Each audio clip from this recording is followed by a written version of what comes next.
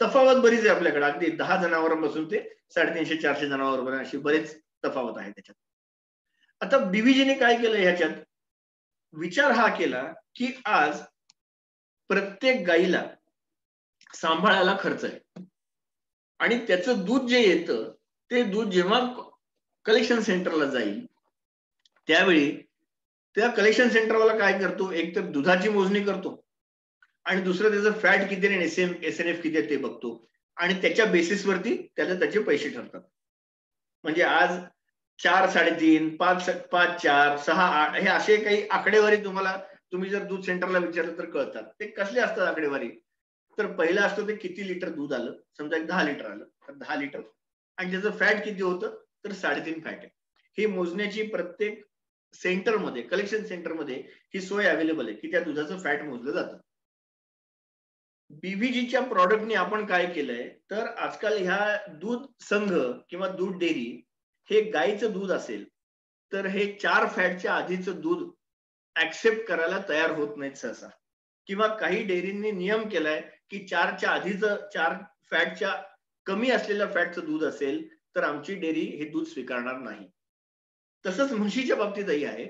जर म्हशीचं दूध हे 8 फॅटच्या अलीकडे असेल, त्याची फॅट 7 लागत असेल, 7.5 लागत असेल, डेअरीला काय महत्वाचं आहे, जसं कारखानदारांना साखर कारखानदारांना ऊसाचा उतारा महत्वाचा आहे, ब्रिक्स लेवल महत्वाची आहे, कारण त्यांच्या उतारावर फरक पडतो. तसं जे प्रोसेसिंग करतात डेअरी, ज्या मे बी त्याच्यापासून पनीर बनवतायत, श्रीखंड बनवतायत, तूप बनवतायत, दही बनवतायत, त्यांना त्यातलं फॅट पर्सेंटेज महत्वाचं असतं आणि म्हणून त्या प्रत्येक फॅटच्या पॉइंटला पैसे पण द्यायला ते तयार असतात. जास्त वेळ न घेता मी आमच्या प्रॉडक्ट वरती येतो बीव्हीजीच्या, कारण आजचा जो विषय आहे तो आपल्या महा एनजीओच्या मार्फत ज्या कुणाला हा व्यवसाय करायचा आहे, व्यवसायाच्या संधी कशा उपलब्ध होतील आणि त्याच्यासाठी बीव्हीजीकडे काय पर्याय अवेलेबल आहेत, हा आजचा विषय आहे. त्या विषयावरती आता मी येतोय की बीव्हीजीची जी प्रॉडक्ट्स आहेत ती ह्या दूध धंद्याला पूरक म्हणून प्रॉडक्ट्स आहेत, म्हणजेच त्याला त्याचा फायदा झाला तरच तो शेतकरी वापरेल, अथवा शेतकरी वापरणार. शेतकऱ्याला काय आवश्यक आहे मग आता, एक तर त्याचं दूध वाढलं पाहिजे, दुसरं त्याच्या दुधाची गुणवत्ता वाढली पाहिजे, म्हणजेच फॅट आणि SNF वाढलं पाहिजे. आपल्याकडं बीव्हीजी मध्ये 4 प्रॉडक्ट आहेत की जी दुधाच्या संदर्भातली प्रॉडक्ट आहेत. बीव्हीजी बद्दल जास्त माहिती देत नाही मी, थोडक्यात संपवतो. कंपनी एक 20 वर्ष जुनी कंपनी आहे, पण बेसिक कंपनी आपली फॅसिलिटी मॅनेजमेंट मध्ये काम करते आणि 5-1 वर्षापूर्वी आम्ही या ऍग्रीकल्चरच्या धंद्यामध्ये आलो. एक डायव्हर्सिफिकेशन केलं की शेतकऱ्यांसाठी आपल्याला काहीतरी करायचंय, ह्या उद्देशाने आम्ही आलो. व्यवसाय नक्की आहे, स्वार्थ आणि परमार्थ मी माझ्या प्रत्येक म्हणजे सगळ्यांना सांगतो की आपल्याला परमार्थ नक्की साधायचा आहे, पण स्वार्थ केल्याशिवाय परमार्थ, आपलं पहिल्यांदा जगणं, टिकणं आणि पैसे कमावणं महत्वाचं आहे. शेतकऱ्यांचा फायदा हा निश्चित करायचा आहे, दोन्ही गोष्टी आपल्याला साधायच्या. महा एनजीओच्या मार्फत आम्ही पण तो आत्मनिर्भर भारत, पंतप्रधानांनी पण सांगितलं की स्वतःच्या पायावर पहिल्यांदा उभं राहा तुम्ही. हा जर विचार आपण प्रत्येकाच्या बाबतीत जर केला तर एक महत्वाचं यातलं की आपण जे काही करू ते शेतकऱ्याच्या फायद्याचं असेल तर शेतकरी आपला ऐकेल, नाही तर शेतकरी ऐकणार नाही. सिंपल आहे. आता प्रॉडक्ट बद्दल जर चर्चा करायची असेल बीव्हीजीच्या, की जी प्रॉडक्ट आपण आपल्या माध्यमातून दूध उत्पादकांपर्यंत जर पोहोचवली तर आपल्याला त्याचा फायदा होईल. तर कुठली कुठली प्रॉडक्ट आज बीव्हीजीकडे अवेलेबल आहे या संदर्भातली की ज्याचा शेतकऱ्याला फायदा होईल. पहिल्या प्रॉडक्टचं नाव आहे आमच्या बीव्हीजी वरदान, आम्ही त्याला नाव दिले वरदान. वरदान यासाठी दिले की शेतकऱ्यांना एक वरदान मिळतंय किंवा आमचा जो अनुभव आलाय आतापर्यंतचा, त्यामुळे आम्ही त्याला वरदान नाव दिले. हे वरदान काय आहे, ही पावडर आहे, ही हर्बल पावडर आहे. एक तत्व आम्ही काही, एक नाही अशी 2-4 तत्व आम्ही बीव्हीजी मध्ये पाळली आहेत. कुठली तत्व पाळली आहेत, जी काही प्रॉडक्ट किंवा सर्व्हिसेस आपण शेतकऱ्याला देऊ त्यात कुठल्याही प्रकारचा विषारी पदार्थ नसला पाहिजे. म्हणजे काय, तर शेतकऱ्याला त्याचा त्रास होता कामा नये, खाणाऱ्याला जर त्रास होता कामा नये, आणि आपण जे काही एन्व्हायरमेंट जपतोय किंवा जपायला पाहिजे त्याला त्याचा त्रास नाही व्हायला पाहिजे. म्हणजे एन्व्हायरमेंट पोल्युशन त्याच्यामुळे होऊ नये, माती जमीन खराब होऊ नये, खाणाऱ्याला चिंता नसावी आणि शेतकऱ्याला त्याचा त्रास नसावा. ह्या धर्तीवरती आधारित काही प्रॉडक्ट सापडली की जी शेतीसाठी पण आहेत. शेतीचा एक वेगळा आपण घेतोच आहे, प्रत्येक क्रॉप वाईज आपण मीटिंग घेतोय महा एनजीओच्या मार्फत, वरडूकर साहेब त्यात आणि शेखरजी यांच्या अंडर, तर तो आपण करतोच आहे. आजचा आपण विषय त्यातल्या दुधाच्या संदर्भातल्या प्रॉडक्ट बद्दल आपण बोलतो. तर पहिल्या प्रॉडक्टचं नाव मी सांगितलं वरदान आहे. आता हे वरदान शेतकऱ्याला वरदान म्हणून कसं काम करतं, तर ही आहे औषधी वनस्पतींनी युक्त अशी पावडर आहे आपली. तर औषधी वनस्पती कुठल्या कुठल्या वापरल्या त्याच्यात, ह्याच्यात शतावरी, जिवंती, ब्राह्मी ह्या प्रकारच्या औषधी वनस्पती याच्यात वापरल्या. ही पावडर फॉर्म मधली जी काही वरदान आहे त्याचा डोस हा रोजचा 30 ग्रॅम जनावराला द्यावा लागतो. हे सप्लिमेंट म्हणतात त्याला, cattle feed supplement. Cattle feed म्हणजे रोजचं पशुखाद्य जे शेतकऱ्याला खायला घालतात, दॅट इज कॅटल फीड. आपलं जे आहे ते कॅटल फीड सप्लिमेंट आहे. म्हणजे एखादी गाय जर 10 लिटर दूध देत असेल तर तिला 4 ते 5 किलो हे पशुखाद्य दिलं जातं. मग हिरवा चारा आहे, सुका चारा आहे, ह्या गोष्टी आहेत, त्याला पाणी पाजतात आणि हे पशुखाद्य देतात. तर ह्या साधारणतः त्याचं एक एका जनावराच्या खाण्यापिण्याच्या गोष्टी झाल्या.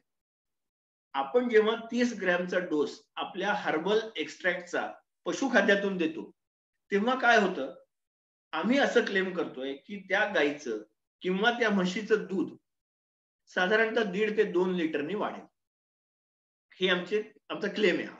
हा कशाच्या बेसिसवरती आम्ही हा क्लेम करतो, तर आमच्याकडे बॉम्बे व्हेटनरी कॉलेज महाराष्ट्रातलं एक सर्वात जुनं आणि अग्रगण्य नावाजलेलं कॉलेज आहे, बॉम्बे व्हेटनरी कॉलेज.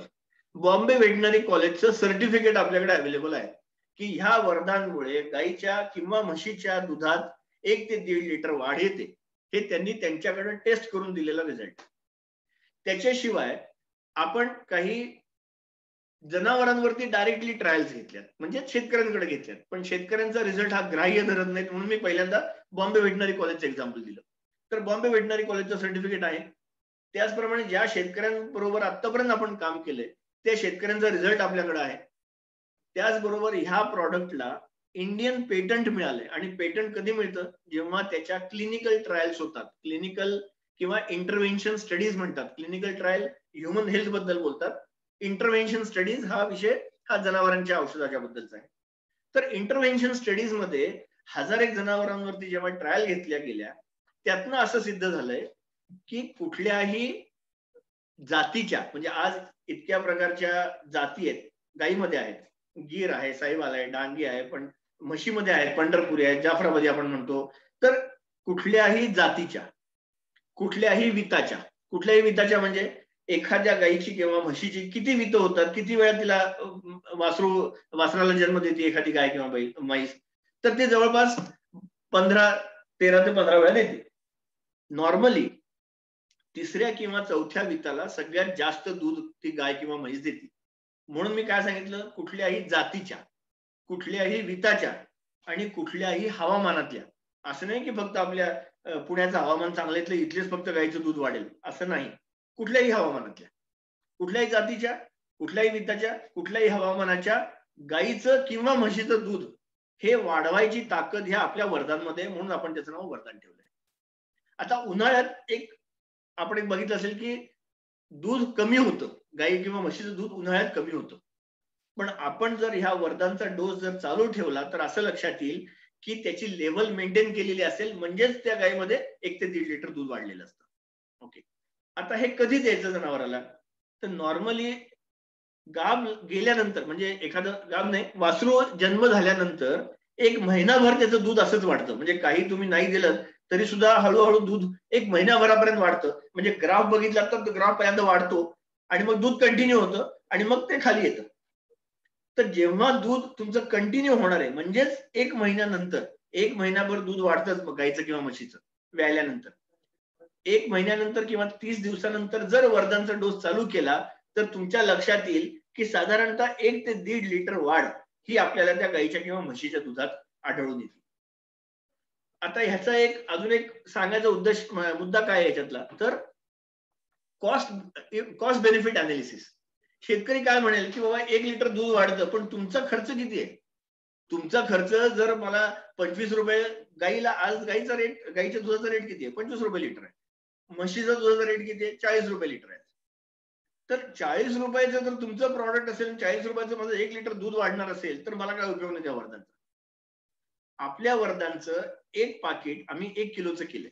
आता 1 किलोचं करण्यामागे उद्देश काय, तर रोजचा डोस माझा 30 ग्रॅमचा डोस आहे. म्हणजेच एक पाकिट एका जनावराला 1 महिना पुरेल.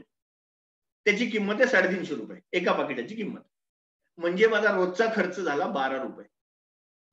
एका जनावराचा रोजचा खर्च 30 ग्रॅमचा 12 रुपये येतो मला वरदान फीड करण्यासाठी.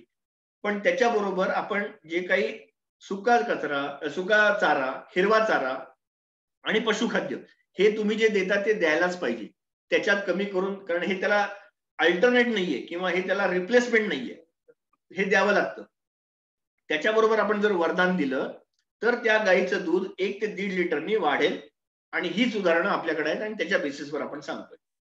बरं, दूध नुसतं वाढत नाही तर दुधाची क्वालिटी पण वाढते. क्वालिटी म्हणजे काय, तर फॅट आणि एसएनएफ, दुधातलं फॅट पर्सेंटेज किती आहे आणि एसएनएफ पर्सेंटेज किती आहे त्याची वाढ होती. आणि ती वाढ झाली की त्या शेतकऱ्याला ऍडिशनल त्याचे पैसे मिळतात. आता एक्झाम्पल आपण घेऊ एखाद्या म्हशीचं. एखाद्या म्हशीचं दूध 1.5 लिटरने 1 लिटरने वाढलं तर शेतकऱ्याला 40 रुपये एक्स्ट्रा मिळतील. माझा खर्च 12 रुपये, म्हणजे 12 रुपये खर्च केले की त्याला 40 मिळतील आणि मग शेतकरी वापरेल. हा झाला डायरेक्ट दुधाचा खर्च. दुसरं दुधाचं उत्पन्न. जर फॅट त्याचं 0.2 0.3 ने वाढलं तर प्रत्येक पॉइंटला पैसे आहेत त्याला. आणि ते पैसे फक्त माझ्या 1 लिटर वाढलेल्या दुधाला नाही आहेत. 10 लिटरची म्हैस असेल तर 10 लिटरचे पैसे त्याला मिळणार आहेत फॅटसाठी. तर ते महाएनजीओची बोरडकर आणि मुंद्रांनी मीटिंग ठेवली होती.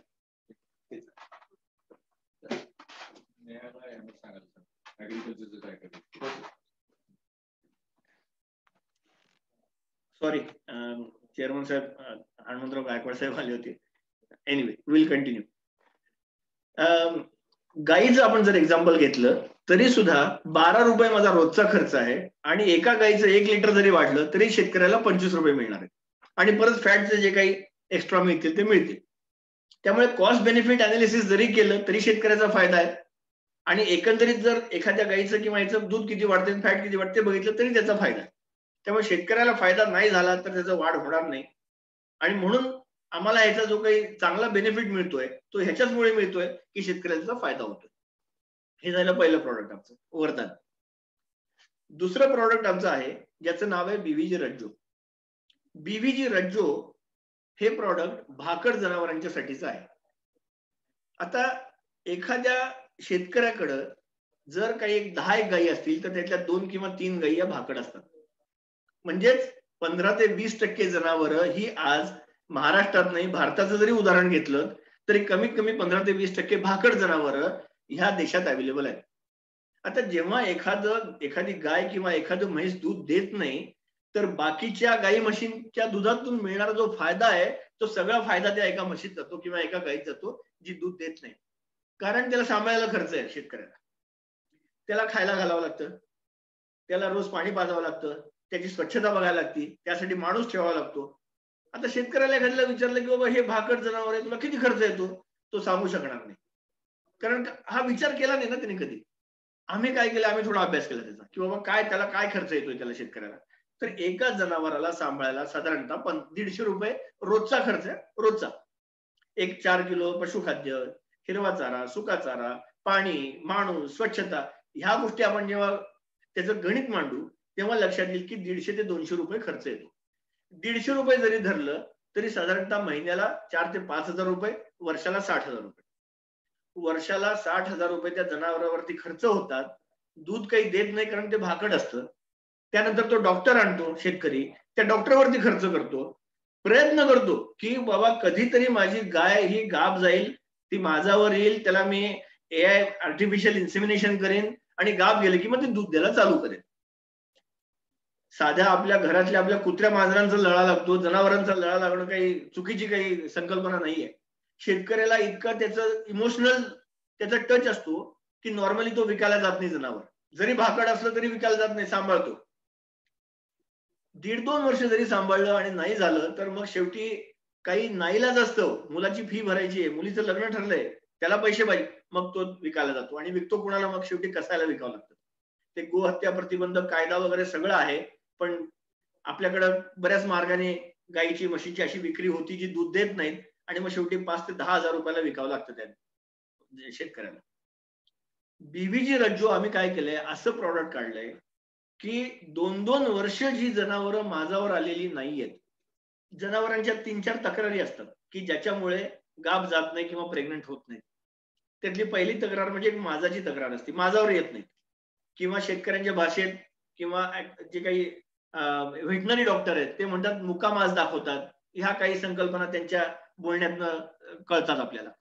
तर माझावर येण्याच्या तक्रारी आहेत. दुसरं काय आहे, तर रिपीट ब्रीडिंग म्हणतात त्याला. म्हणजे जरी तुम्ही आर्टिफिशियल इन्सेमिनेशन केलं तरी गाभ राहत नाही, प्रेग्नंट राहत नाहीत आणि उलटतात किंवा जनावर पलटतं.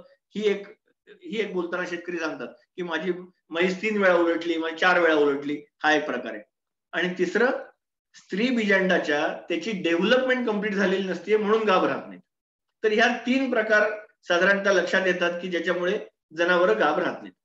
बीव्हीजी रज्जो जे आमचं प्रॉडक्ट आहे ते 200 ग्रॅमचं प्रॉडक्ट आहे. आता ह्याचा डोस कसा आहे तर 20 ग्रॅम पर डे. हर्बल आहे, हर्बल असल्यामुळे त्याचा डोस हा 20 ग्रॅमच्या हिशोबाने रोजचा पशुखाद्यातून द्यायचा आहे त्याला. 20 ग्रॅमचा जर डोस दिला तर साधारणतः आतापर्यंतच्या अनुभवानुसार 2 पाकिटात ती गाय किंवा म्हैस ही माझावर येते आणि एआय केलं तर आपल्याला जवळपास 75 ते 80% सक्सेस रेशो मिळालाय आतापर्यंत. इथं सुद्धा इंटरव्हेन्शन स्टडी झाल्यात, 1200 गायींवरती झाल्यात की ज्या 5-5, 6-6 वेळा उलटल्या होत्या, की ज्या 1.5-2 वर्ष माझावर आल्या होत्या. अशा गायींवरती आपण त्याचा स्टडी घेतला आणि जो रिझल्ट मिळालाय तो जवळपास 70% रिझल्ट आहे, म्हणजे सक्सेस रेशो. सांगायचा अजून एक ऍडव्हान्टेज म्हणजे बॉम्बे व्हेटनरी कॉलेजनी ह्या सुद्धा प्रॉडक्टचं आपल्याला टेस्ट सर्टिफिकेट दिलंय की तुमच्या रज्जोमुळे जवळपास 70% जनावरं ही दुधात येतील परत एकदा. ह्या प्रॉडक्टला परत इंडियन पेटंट, ह्या सगळ्या इंटरव्हेन्शन स्टडीजच्या बेसिसवरच त्याला प्रॉडक्टला पेटंट मिळालेली आहेत. पेटंट इतकं सोपं नाही, ऐकायला आपल्याला खूप नेहमीचा शब्द झालाय पेटंट. पण जेव्हा पेटंट घ्यायची वेळ येते ना तेव्हा हा सगळा स्टडी आणि हा बॅकअप असल्याशिवाय असं पेटंट मिळत नाही कुठल्या प्रॉडक्टला. आणि जनावरांच्या प्रॉडक्टला पेटंट मिळवणं अजून अवघड काम आहे.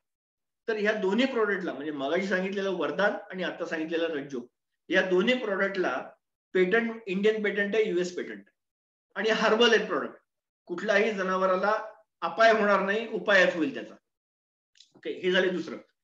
काही शेतकरी आमच्याकडे असे आहेत या रज्जो वापरणारे, त्यांनी हा धंदा चालू केलाय. म्हणजे खास माझ्या शेतकरी मित्रांसाठी हे सांगायला आवडेल मला, 10 ते 15,000 रुपयाला ते भाकड जनावर विकत घ्यायला लागलेले आहेत.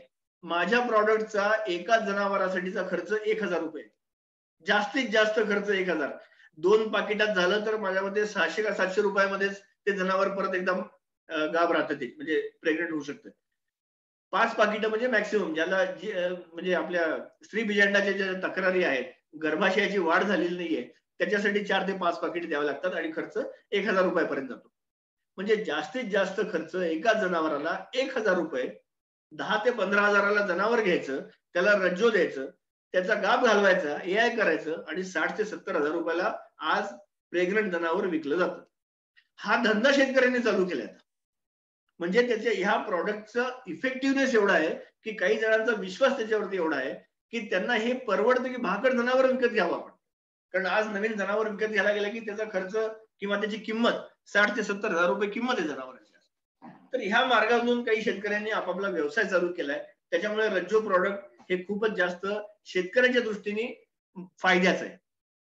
अजून एक फायदा असा याचा की वरदान जेव्हा आपण देतोय एखाद्या गाईला किंवा म्हशीला, तर आपण त्याचं दूध आपण वाढवतोय 1 लिटरनी 1.5 लिटरनी. पण रज्जोमुळे जी दुधातच गाय नाहीये किंवा म्हैस नाहीये ती आपण दुधात आणतोय, ह्याचा फायदा शेतकऱ्याला जास्त आहे. म्हणजे एखाद्या शेतकऱ्याचा विश्वास बसण्यासाठी रज्जो पहिल्यांदा द्यावं आणि एकदा त्याच्या गोठ्यात शिरल्यानंतर मग वरदान आपण रेकमेंड केलं तर शेतकरी थोडा ऍक्सेप्टन्स लेवल त्याची वाढेल. तर या दृष्टीने या रज्जोचा फायदा आहे आपल्याला. तिसरं प्रॉडक्ट आहे आपल्याकडं, त्याचं नाव आहे बीव्हीजी धारा. तुम्ही ऐकलं असेल एखाद्या गाईचं किंवा म्हशीचं वासरू गेलं की ते दूध देणं थांबवतं, लाथा मारायला लागतं, ते मेंटली डिस्टर्ब होतं कारण त्याचं वासरू गेलेलं असतं म्हणून. मग बघितलं असेल तुम्ही, त्याच्यात भुस्सा भरतात, त्याचा वास देतात आणि मग गाय धार द्यायला लागते किंवा म्हैस धार द्यायला लागते. आणि काही नाही झालं तर मग शेवटी इंजेक्शन एक देतात त्याला, त्या गाईला किंवा म्हशीला. त्या इंजेक्शनचं नाव आहे ऑक्सिटोसिन इंजेक्शन. हे इंजेक्शन बँड आहे, हे अलाउड नाहीये वापरायला. हे सर्रास मार्केटमध्ये ब्लॅक मध्ये मिळतं, वापरतात, कारण शेतकऱ्याला पर्याय नाहीये दुसरा. कारण धार म्हणजे जर दूध नाही दिलं तर त्याचा रोजचा कॅश देणारा धंदा बंद होईल त्याचा. त्यामुळे शेतकरी त्याच्या परिणामांची पर्वा न करता ते इंजेक्शन मिळवतो, ते इंजेक्शन देतो आणि त्याची धार काढतो एखाद्या गायची किंवा म्हशीची. आता हे ऑक्सिटोसिन इंजेक्शन इतकं वाईट आहे की त्यातनं त्या दुधातल्या ट्रेसेस मधनं सुद्धा त्याचे काही अंश हे मुलांच्यात येतात. म्हणजे जे काही दूध घेतो, मुलं असतील, जे काही आपण रोजचं दूध पितो, आपल्याला हे कळणार नाही. पण आज जे काही लहान मुलांच्यात लवकरात लवकर आपण ब्लड प्रेशर येतं म्हणतोय किंवा काही आजार हे लहान मुलांच्यापासूनच आपल्याला दिसायला लागतात. डायबिटीस सारखा असेल एखादा आजार, इतक्या लहान वयात या मुलांना आजार कुठनं येतात हे संशोधनाअंतर्गत असं सिद्ध झालंय की जे ऑक्सिटोसिन इंजेक्शन याची मात्रा जी काही त्या गाई म्हशीला वापरतात त्याच्या ट्रेसेस मधनं ते दुधातनं काही अंश जे येतात त्याच्यामधनं हे होते. अजून एक त्याचा दुष्परिणाम काय आहे तर भाकड जनावर जे होतं ना ते भाकड जनावर ह्या इंजेक्शनचा दुष्परिणाम आहे. आता हे जेव्हा शेतकऱ्याला आपण सगळं सांगायला जाऊ त्याचं म्हणणं असतं की बाबा मला माझा रोजचा धंदा आहे, मला दूध पाहिजे, मला पैसे पाहिजे, त्याच्यामुळे ह्याची पर्वा न करता तो ते इंजेक्शन मारतो आणि दूध काढतो. बीव्हीजीनी ह्या धाराच्या माध्यमातून एक हर्बल पर्याय शेतकऱ्यासमोर आणलाय की हे जर इंजेक्शन दिलं आपण तर काय होईल तर ऑक्सिटोसिन इंजेक्शन द्यायची गरज पडणार नाही, कुठल्याही प्रकारचा रेसिड्यू किंवा अंश दुधात येणार नाही आणि गाय किंवा म्हैस दुसऱ्या किंवा तिसऱ्या दिवसापासून पुन्हा एकदा नेहमीप्रमाणे दूध द्यायला लागेल. हे धारा हे वार पडायला पण फार उपयुक्त आहे. म्हणजे व्यायल्यानंतर जी गायीची किंवा म्हशीची वार पडली पाहिजे आणि मग त्याचं म्हणजे ते प्रकृतीच्या दृष्टीने गायीच्या किंवा म्हशीचं खूप चांगलं असतं, तर त्याच्यासाठी सुद्धा हे धारा हे आपलं औषध उपयोगी पडतं.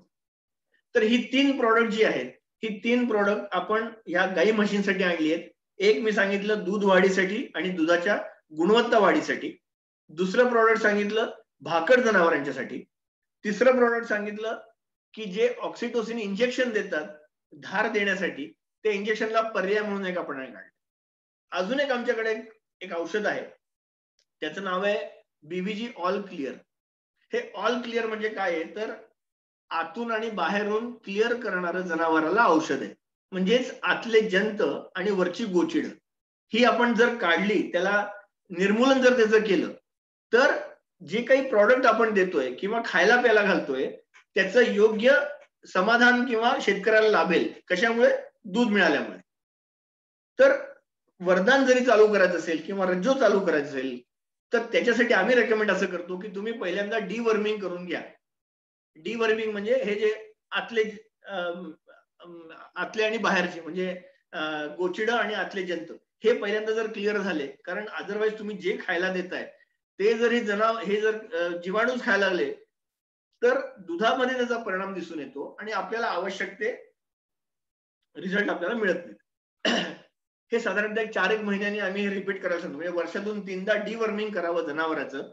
आणि वरदान हे व्यायल्यापासून 1 महिन्यांनी आणि म्हणजे आपण 8वे पर्यंत म्हणतो, म्हणजे 8व्या महिन्यापर्यंत गाभ गेल्यानंतर 8व्या महिन्यापर्यंत वरदान दिलं तर चालतं. म्हणजे प्रेग्नंट जनावराला दिलं तरी चालेल, काही होणार नाही त्याला, कारण हे हर्बल आहे.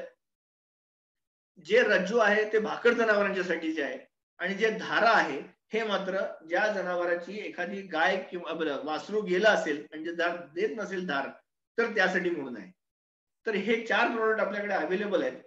ह्या 4चं कॉस्टिंग हेही असं केलंय की कॉस्ट बेनिफिट अनालिसिस मध्ये शेतकऱ्याला त्याचा फायदा झाला तर तो वापरेल ह्या उद्देशाने त्याची कॉस्ट ठरवलेली आहे. आणि एक जेन्युइन जो काही 5-10% प्रॉफिट कमवायचा आहे तेवढीच आमची अपेक्षा आहे. शेतकऱ्याला फायदा व्हावा ही नक्कीच अपेक्षा आहे त्याची.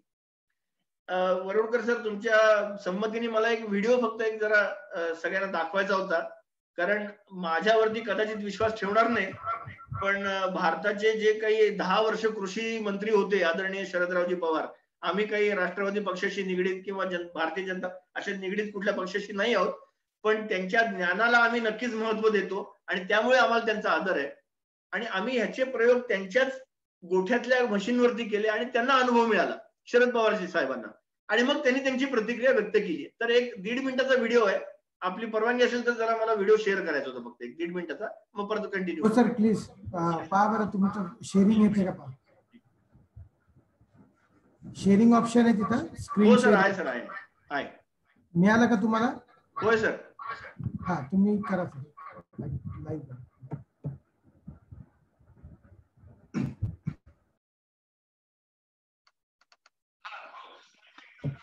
आणि सर काही जनावरांचे जे शेतकरी आहेत त्यांचे पण 1-2 व्हिडिओ जर फीडबॅक मध्ये दाखवले तरी चालेल सर, आपल्याला वेळ आहे.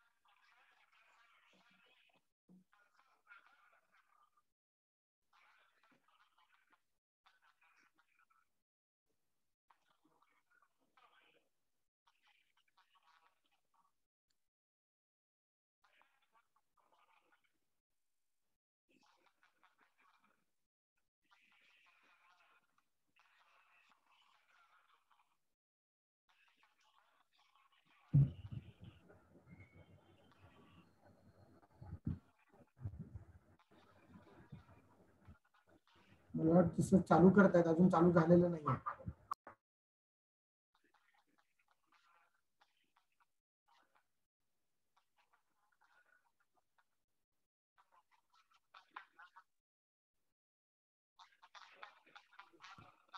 व्हिडिओ चालू आहे का?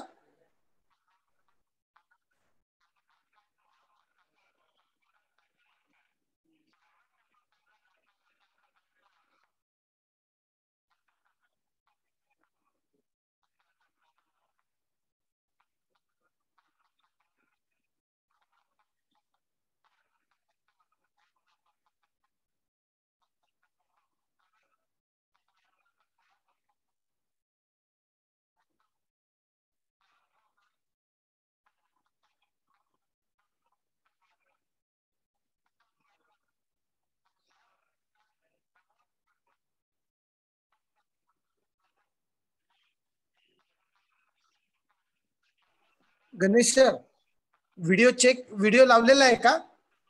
हो सर. नाही इथं दिसत नाहीये, काहीतरी सगळ्या दिसत नाही बहुतेक. 1 मिनिट. तुम्ही काय करा, ते शेअरिंग स्क्रीनवर व्हिडिओचं शेअर करायचं सर. नाही, युअर स्क्रीन शेअरिंग असं आलंय मला आता.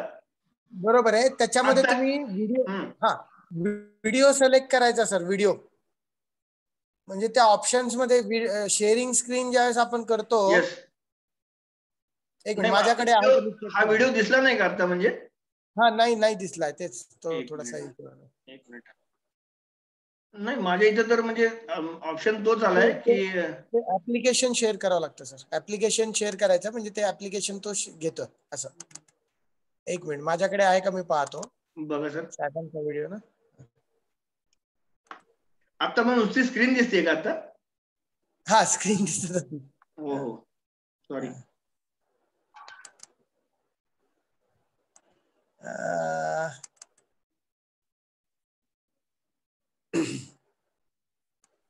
मी तुम्हाला जे एक हे दिले ना, आपल्या पेनड्राईव्ह मध्ये दिलेत ना व्हिडिओ सर.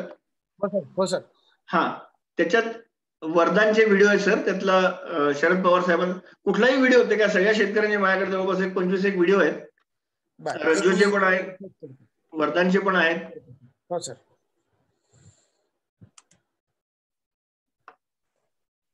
मी माझ्याकडून चेक करतो सर. प्लीज.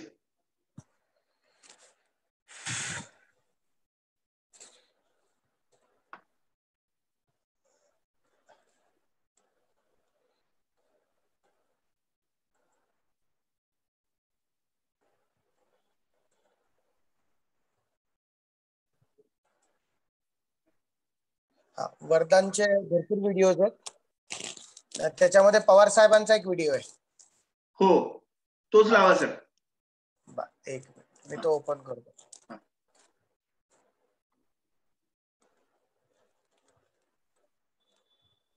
काय सर, अशा कोणीतरी सांगितलं, ते म्हणतात ना तुका म्हणे, ते तुकाने म्हणलं म्हणून ते ऐकतात माणसं. आपण म्हणलं तर नाही ऐकत. ते आपलं पवार साहेबांनी सांगितलं तर थोडा माणसं विश्वास ठेवतील, प्रयत्न करतील. सर, आमचं म्हणणं एवढंच असतं की तुमच्याकडे 10 गाई 10 म्हशी असतील, एक किंवा 2 मशीनवर ट्रायल घ्या सर, तुम्ही डिफरन्स बघा त्यात होतंय का. हाऊस कीपिंगचं काम ते उत्तम करतात, पण आपली नाळ जी आहे ती शेती, हा हाऊस कीपिंगचं काम ते उत्तम करतात, पण आपली नाळ जी आहे ती शेतीची आहे आणि शेतकऱ्याची आहे, आणि म्हणून त्याच्या हिताची जपणूक करण्याच्या दृष्टीनं काही करता येईल का यासाठी त्यांनी काही पावलं टाकली, काही संशोधन केलं. अनेक नवीन त्यांनी औषधं तयार केली जी हर्बलवर आहेत आणि ती वनस्पती, भाजीपाला, फळं यांच्या जपणुकीच्यासाठी वापरता येतात आणि त्याच्यात कुठल्याही प्रकारचा विषारी तत्सम प्रकार नसल्यामुळं खाणाऱ्याच्या आरोग्याला त्याची चिंता करण्याचं काही कारण नाही आणि त्याची उपयुक्तता उत्तम आहे. त्याचे रिझल्ट त्यांनी माझ्या शेतामध्ये बघितले. आणखीन एक गोष्ट मला परवा कळली. मी सहजच आता त्यांचं BVG कृषी तंत्रज्ञान या संबंधीचं पुस्तक चालत होतो आणि तिथं दुधाच्या संबंधीची माहिती दिलेली आहे आणि त्यांनी हुशारीनं यशस्वी झालेल्या दूध उत्पादकांची यादी दिली. त्याच्यात माझ्या शेतीची माहिती दिली. त्याच्यात लिहिलं आहे की गोविंदबाग आणि तिथं इतकं दूध वाढलं. ही फुकट तुम्ही जाहिरात करणं योग्य नाही, त्याचा मोबदला आम्हाला काहीतरी द्यावं लागेल. कारण तुम्ही आता याच्यामध्ये फार आमच्या गोविंदबागेचं माझ्या शेतीचा उल्लेख करून गेला आहे. माझी खात्री आहे की महाराष्ट्रातला दूध उत्पादक नक्की म्हणतील की साहेबांनी याचा फायदा घेतला, याचा अर्थ काहीतरी असलं पाहिजे आणि त्याच्यातून तुमच्या विक्रीवर निश्चित चांगला परिणाम होईल. पण मी काही त्याच्याकडून तुमची अपेक्षा करत नाही. मला माहिती आहे, मी चौकशी केली. आल्याच्या नंतर आमचं नाव आल्याच्या नंतर आमच्या तिथला जो बघतो त्याला की हे आपल्याकडे माल येतो आहे कधीपासून, ते म्हणजे वर्षभर येतो आहे. म्हणजे अनुभव काय, म्हणजे म्हशीचं दूध रोज 2 लिटर वाढलं. म्हणजे किती दिवस वाढलं, ते म्हणजे 60 दिवस नाही 90 दिवस वाढलं. मी हिशोब करत बसलो की 90 गुणिले 2 इतके गुणिले 35 रुपये, म्हणजे एवढा फायदा आपल्या एका म्हशीतनं झालेला दिसतोय. त्यामुळे काही जास्त त्यांच्याकडून अपेक्षा करायची कारण नाही. आपला फायदा त्यांनी आत्ताच करून दिलेला आहे. माझी खात्री आहे की महाराष्ट्रातले दूध उत्पादक या सगळ्या क्षेत्रामध्ये या त्यांच्या नवीन प्रकाराचा हा फायदा घेतल्याशिवाय राहणार नाही.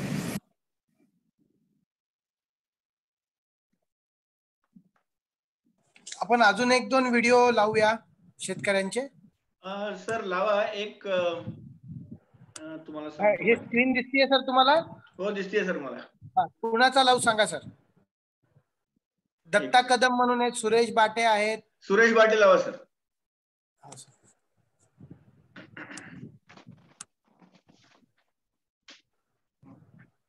मी सुरेश बाटे, तरोडे गाव, तालुका हवेली, जिल्हा पुणे, बाटे वस्ती.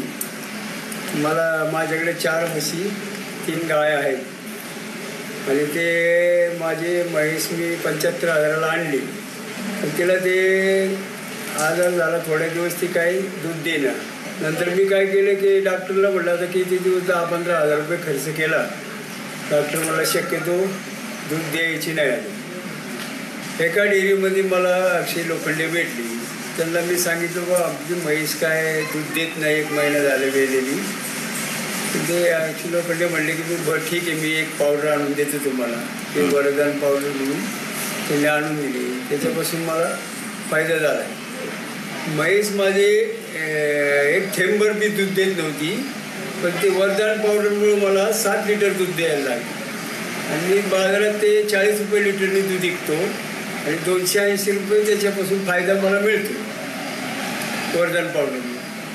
ही पावडर आम्हाला कायमस्वरूपी उपलब्ध झाली तर चांगलाच फायदा होईल त्याला आमच्या जनावरांना. BVGच्या संगतीनं आलं या वरदान कसदार दुधासाठी. नाही हे आपले जिंगल आहे, बंद केली तरी चालेल सर. असेच रज्जो जर एखादा असेल तर दाखवा सर. हे वरदानचे एवढे व्हिडिओ आहेत माझ्याकडं.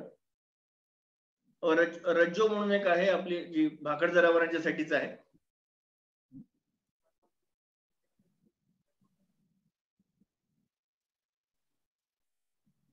लावा सर. कुठला नाही, तुमचा आवाज बंद आहे.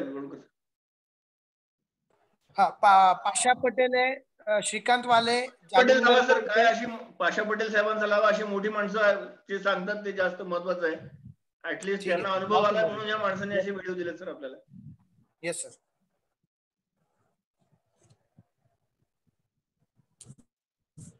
होणार नाही म्हणून बरोबर. 25 देऊन घेतलो. शोरूम मध्ये राहतील आपल्या इथे येतात म्हणून शोरूम देशी गोवंश शोरूम मध्ये ठेवलं आपलं. त्यांची भेट झाली, त्यांना सांगितलं तर त्यांनी काय केलं, त्यांच्या माणसाला पाठवलं. ते दोन्ही गाईला यांचं औषध दिलं आपण, तर दोन्हीची गर्भधारणा झाली. हाय झाली 2 वर्ष सर ग्रामीण नव्हता. दोन्ही दूध देऊ लागले. गिर 80,000 लाख शिवाय काहीच मिळत नाही साहेब. किती वर्ष सांभाळले तुम्ही? मी 2 वर्ष सांभाळलो. फुकट. आता यांच्या औषध तुम्हाला, यांच्या औषधानं जमलं खेळ. गायकवाडाचं औषध आहे ते. बीव्हीजीच्या संगतीनं आलं या. बरोबर साहेब. बस मला अजून एक पॉइंट फक्त कव्हर करायचा राहिला, तेवढा बोलायचं होता. हो सर सांगा. हा, नाही तुम्ही स्क्रीन हे करताय का परत आपलं शेअर स्क्रीन? हो सर. हो सर. तर प्रॉडक्ट ही इफेक्टिव्ह आहेत, खात्रीलायक आहेत. शेतकऱ्याला फसवण्यासाठी आम्ही आलेलो नाहीये. त्यांना ट्रायल घ्यायला सांगा, त्यांचा विश्वास बसेल आणि मग चालू करता येईल. एक मुद्दा माझा सांगायचा राहिला, कारण आपल्या 6:30 पर्यंत वेळ दिलाय. पुढचे अजून आमचे मित्र इनामदार साहेब पण बोलणार आहेत. तर एक मुद्दा त्यातला असा आहे की आम्ही बीव्हीजीनी एक डीएनए टेस्टिंगची लॅबोरेटरी पुण्यात चालू केली आहे. डीएनए टेस्टिंग जनावरांच्या साठीचं डीएनए टेस्टिंग चालू केलंय. आता हे जनावरांच्या साठीचं जे डीएनए टेस्टिंग आहे त्याचा फायदा शेतकऱ्याला काय आहे ते मी सांगतो तुम्हाला. एखादी गाय किंवा एखादी म्हैस किती दूध देऊ शकेल असं जर विचारलं तर तो शेतकरी त्याच्या अनुभवावरून सांगतो की ही माझी 10 लिटर वाली आहे, ही 15 लिटरची आहे, ही 20 लिटरची आहे, किंवा ही 5 लिटर देते खायला. सर आता नवीन ज्या काही टेक्निक उपलब्ध झाल्या आहेत त्यातनं असं सिद्ध झालंय की डीएनए टेस्टिंग मधनं आपण त्याचं एखाद्या जनावराचं जेनेटिक पोटेन्शियल, यील्डचं पोटेन्शियल आपण सांगू शकतो. म्हणजेच एखादी गाय कितीपर्यंत दूध देऊ शकेल तिचं आपण खाणं पिणं वगैरे व्यवस्थित केलं तर हे आपण जेनेटिकली टेस्ट करून टेक्निकली सांगू शकतो. आता गावाकडे असं म्हणतात की म्हैस पाण्यात आहे. म्हैस पाण्यात आहे जेव्हा असं म्हणतात ना, याचा अर्थ काय असतो, तर म्हशीला जेव्हा त्याचं पिल्लू होतं तेव्हा ते दूध काही द्यायला लागतं. तर 3 वर्षानंतर ती माझावर येते आणि मग 9 महिन्यानंतर गाभ गेल्यानंतर मग म्हणजेच 45 महिन्यांनी दूध देईल म्हैस. आता म्हणून म्हणतात की म्हैस पाण्यात येते, कधी किती दूध देईल आम्हाला आता काय सांगता येत नाही.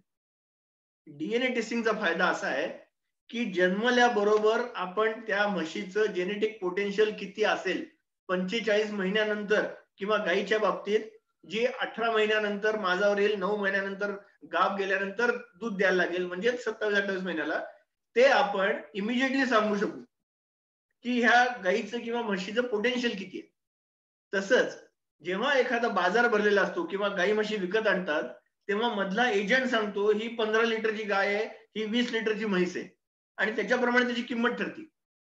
आणि घरी आल्यावर कळतं की ती 12 लिटर नाही, ती 5-6 लिटरच देते, आणि मग शेतकऱ्याचं गणित बिघडतं सगळं. आपण सर टेक्निकली चेक करून सांगू शकू की ही गाय किती लिटर दूध देणारी आहे. हा पहिला फायदा आपल्याला या डीएनए टेस्टिंगचा आहे. दुसरा फायदा असा आहे की एखाद्या गायीचं दूध हे A1 आहे का A2 आहे. आजकाल काय झालंय, या पुण्या मुंबई सारख्या शहरात A2 दूध हे मिनिमम 100 रुपये लिटरने विकलं जाते आज. कोरोनाच्या मध्ये किंवा आरोग्या संदर्भात जेव्हा जेव्हा काही आपण ऐकतो आणि आपल्याला सांगितलं जातं की A2 दूध तुमच्या शरीराला चांगलं आहे, की माणसं A2 दूध प्यायला लागतात. पैशाकडं जास्त बघणार नाहीत. जर त्यांना कळलं की माझ्या शरीराला हे चांगलं आहे, 100 रुपयाच्या लिटरने सुद्धा आज हजारो लिटर दूध पुण्यात विकलं जातं. शेतकऱ्याला कळलं पाहिजे की माझी गाय जे दूध देते ते A1 आहे का A2 आहे. हे कसं कळतं, तर आतापर्यंतचा अनुभव असा आहे की देशी गाय म्हणजे A2 दूध हे एक समीकरण झालंय की ज्याला वशिंड म्हणतात. त्याला म्हणजे गायीच्या वरती जे काय असतं त्या वशिंड जे असतं ते वशिंडवाली म्हणजेच इंडियन ब्रीड किंवा आपली म्हणजे भारतीय जी गाय आहे तिचं गाव म्हणजे देशी गाय, तिचं दूध म्हणजे A2 दूध. म्हणजे आता गिरचं दूध जे म्हणतात, गिर हे इंडियन ब्रीड झालं. तसंच साहिवाल आहे, तसंच खिलार आहे. अशा कमीत कमी 8-10 जाती आहेत की ज्या देशी गायी आहेत. या सगळ्यांचं दूध A2 असतं. आता हा जो एक वाक्य मी आता म्हणालो की देशी गायीचं दूध हे A2 असतं, ह्याला थोडासा एक डिस्क्लेमर आहे. डिस्क्लेमर असा आहे की जेव्हा ती गाय प्रेग्नंट होताना AI केलं जातं, आर्टिफिशियल इन्सेमिनेशन केलं जातं, त्यावेळी समजा A1 बुल असलेल्याच सिमेन जर तिला दिलं गेलं तर त्या गायीचं दूध सुद्धा A1 होतं. म्हणजेच देशी गायीमध्ये टेस्टिंग मध्ये आम्हाला असं निदर्शनास आलंय की A1 दूध सुद्धा मिळतं आणि काही जर्सी गायीमध्ये A2 दूध पण मिळतं. कारण क्रॉस ब्रीडिंग हे सगळं ब्रीडिंग वरती अवलंबून आहे. ज्या पद्धतीने ब्रीडिंग होईल, ज्या पद्धतीने प्रोजेनी डेव्हलप होईल, त्या पद्धतीने A1 दूध आहे का A2 दूध आहे. पण जर एखाद्या शेतकऱ्याला कळलं की माझ्या या 4 गायी आहेत, त्यांचं A2 दूध आहे, त्यांनी ते सेपरेट दूध जर केलं तर त्याला लिटरला 100 रुपये रेट मिळेल. त्यांनी चेक करून घेतलं पाहिजे, त्याचं टेस्टिंग करून घेतलं पाहिजे. आणि एकदा DNA टेस्टिंग केलं की त्याच्या जन्मभरात ते बदलू शकत नाही. म्हणजे माझी A1 आहे, मला आता A2 करून द्यायचं, A2 करता येत नाही. A2 करण्यासाठी A2 गाईला जेव्हा A2चं सिमेनच आपण जेव्हा देऊ तेव्हाच फक्त त्याच्यापासून जे काही वासरू होईल त्याचं A2 मिळेल. त्यामुळे A1 A2 हे ऑथेंटिक सर्टिफिकेशनचं काम BVG करते. त्याचं जेनेटिक मिल्क पोटेन्शियल BVG देते. तिसरं जेनेटिक यील्ड ऑफ फॅट, त्याचं फॅट पर्सेंटेज कुठपर्यंत जाऊ शकेल ह्याचं सुद्धा DNA टेस्टिंग मधनं कळतं, हेही आपण करतो. आणि चौथा एक मुद्दा हा अशा शेतकऱ्यांसाठी आहे की जे नॅशनलाइज बँकाकडनं कर्ज काढतात गाई म्हशी घ्यायला, त्यांच्यासाठी आहे. गाई म्हशी जेव्हा आपण कर्ज काढून एखादा शेतकरी घेतो तेव्हा त्याला त्याचा इन्शुरन्स करायला लावतात हे बँकवाले. इन्शुरन्सचा आजचा जो काही प्रीमियम आहे तो 5% जनावराला. म्हणजेच 1 लाख रुपयाची जर म्हैस असेल किंवा आता जसं पाशा पटेल साहेब म्हणले की 80,000 रुपयाला मी त्या गिर गाई आणल्या, एक कॅल्क्युलेशन साठी म्हणतोय, 1 लाख रुपयाचे जर आपण जनावर घेतलं तर 5,000 रुपये हे त्याच्या इन्शुरन्सला लागतात. पण जर BVGच्या मार्फत इन्शुरन्स केला तर हाच इन्शुरन्सचा रेट हा 3% मिळतो. आता हे का होतं तर फॉल्स क्लेम इन्शुरन्स कंपनीकडे जाणार नाही याची खात्री आम्ही देतो. फॉल्स क्लेम कधी जाईल जेव्हा एखादी गाय गेली. सर आपली स्क्रीन दिसत नाही सर, आपलं स्क्रीन दिसत नाही. सॉरी,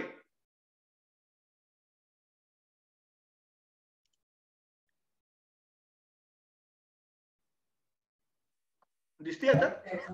हा व्हिडिओ तुमचा व्हिडिओ ऑन करा सर. हा दिसतोय सर आता.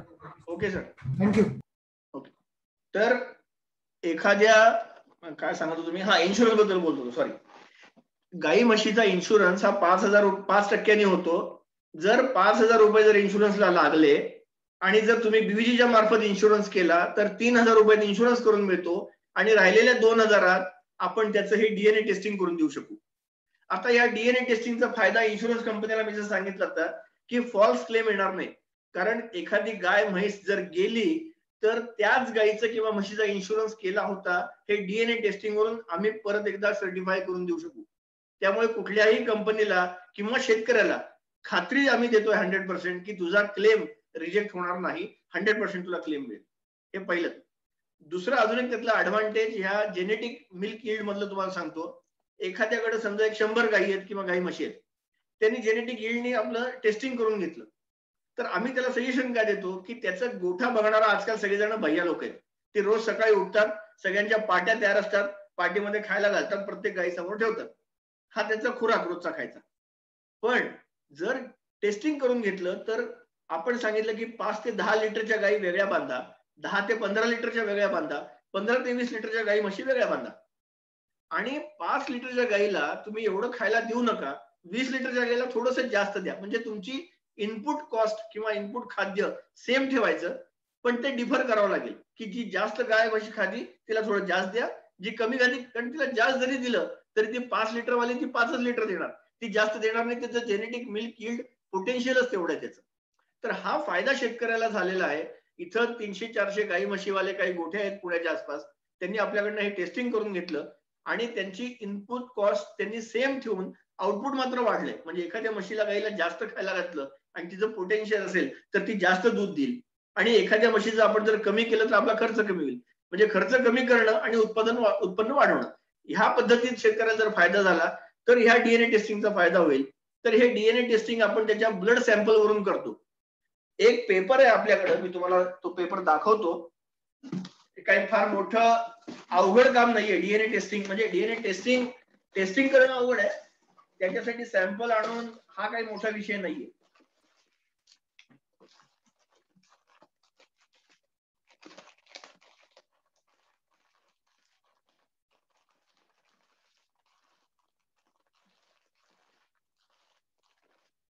हे बघा सर, हा एक प्रकारचा साधारणतः दिसत असेल बहुतेक सगळ्यांना, हा एक पेपर आहे आपल्या. हा टिप कागदासारखा पेपर आहे साधा.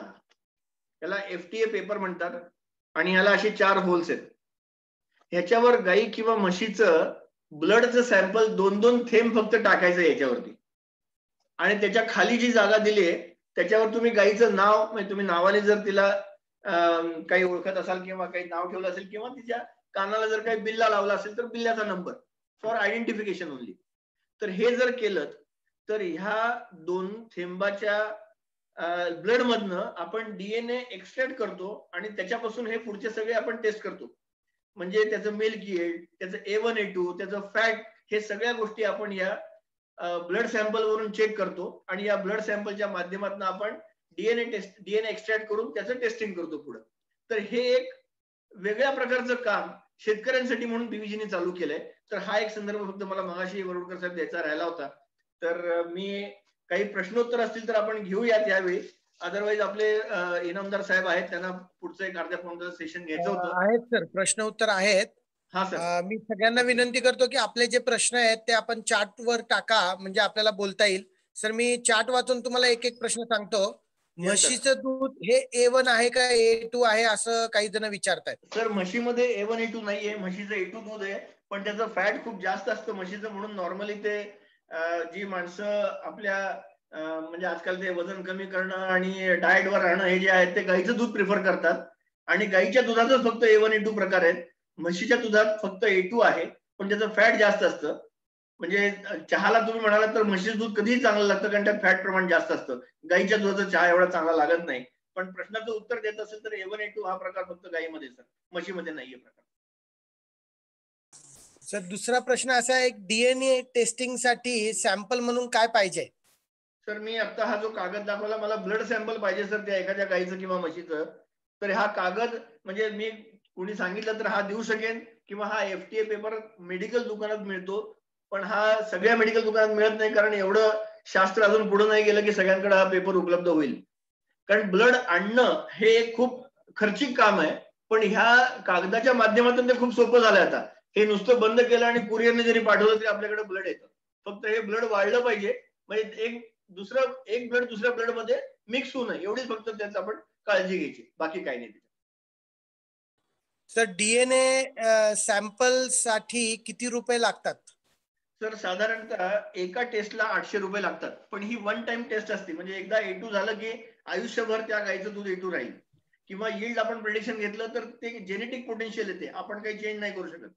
तर आपण जेव्हा डीएनए टेस्ट करू तेव्हा साधारणतः 800 रुपये एका टेस्टला खर्च येतो. म्हणजे आपण 3 टेस्ट बोललो की एक A1 A2 टेस्ट, एक मिल्क यील्ड टेस्ट आणि एक फॅटची टेस्ट.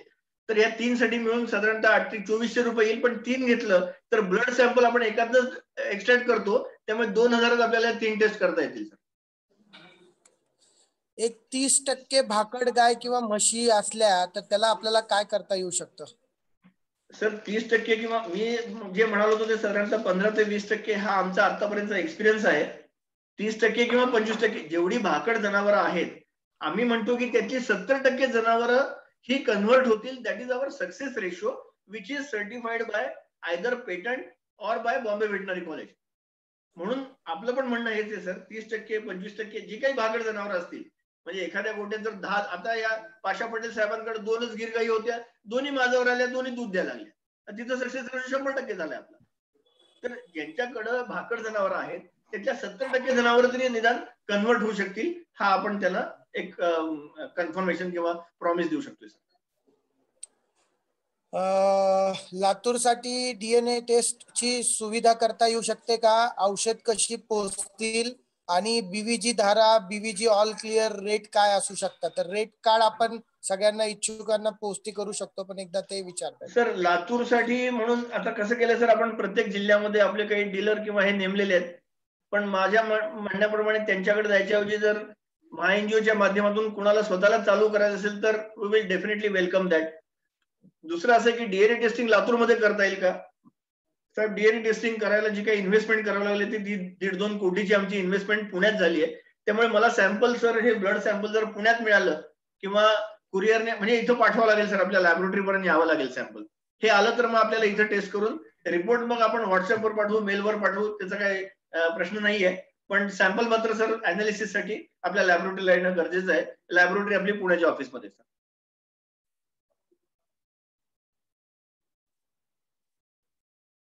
मला वाटतं बऱ्यापैकी प्रश्न झालेत, पण खूप जणांचे खूप प्रश्न येत आहेत.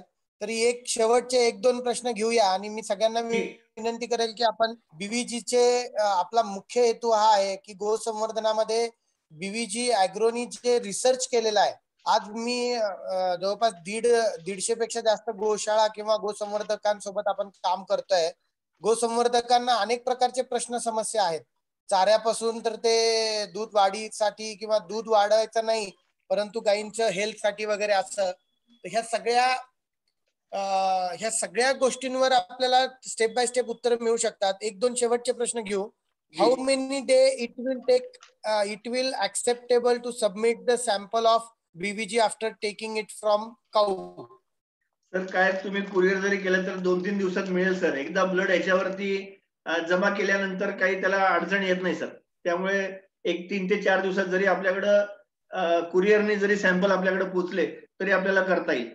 आधी ते दुधातनं करायचं तो इश्यू होता किंवा ब्लड सॅम्पल इथपर्यंत आणायचा तो इश्यू होता. तर आता हा थोडं टेक्निक सुधारलंय. आपल्याकडे असे काही अवेलेबल आहेत गोष्टी की ज्याच्या मार्फत आपण 3 ते 4 दिवस प्रिझर्व. आणि सर हे टेस्ट केल्यानंतर हे आमच्याकडे आम्ही प्रिझर्व करतो सर. म्हणजे कधी जसं मी म्हणालो की एखादी गाय म्हैस गेली 5-6 वर्षांनी गेली आणि त्याचा आपल्याकडे रिपोर्ट असेल तर सर त्याचा डीएनए टेस्ट आपण जे काही प्रिझर्व केलेले सॅम्पल आहेत त्यातनं आपण परत चेक करून आपण कन्फर्मेशन देऊ शकतो की ह्याच गायचा किंवा ह्या म्हशीचा हा डीएनए आहे. कारण त्याच्यावर त्याचा बिल्ला नंबर आहे किंवा त्या काय जे काय नाव असेल त्याचं आपण त्याच्यावर त्याचा फोटो लावतो, जे आपण सर्टिफिकेट देतो. आम्ही त्याला गायीचं आधार कार्ड किंवा पासपोर्ट म्हणतो सर गायीचा, की ज्यावरती गायीचा फोटो असतो, गायीचं त्याच्या कानाचा फोटो काढलेला असतो, बिल्ला नंबर असतो आणि त्याचा डीएनएचा रिपोर्ट असतो सर. Okay sir. फक्त एक डॉक्टर बिनावडे म्हणून आहेत आणि गोविंद पानसरे म्हणून आमचे आहेत, ते सहकारी आहेत, ते बोलतील. मी गोविंद तुम्हाला मी अनम्यूट करतो. जर तुम्ही असाल तर तुम्ही एक मिनिटात आपला प्रश्न विचारा जर आपल्याला विचारायचा असेल तर.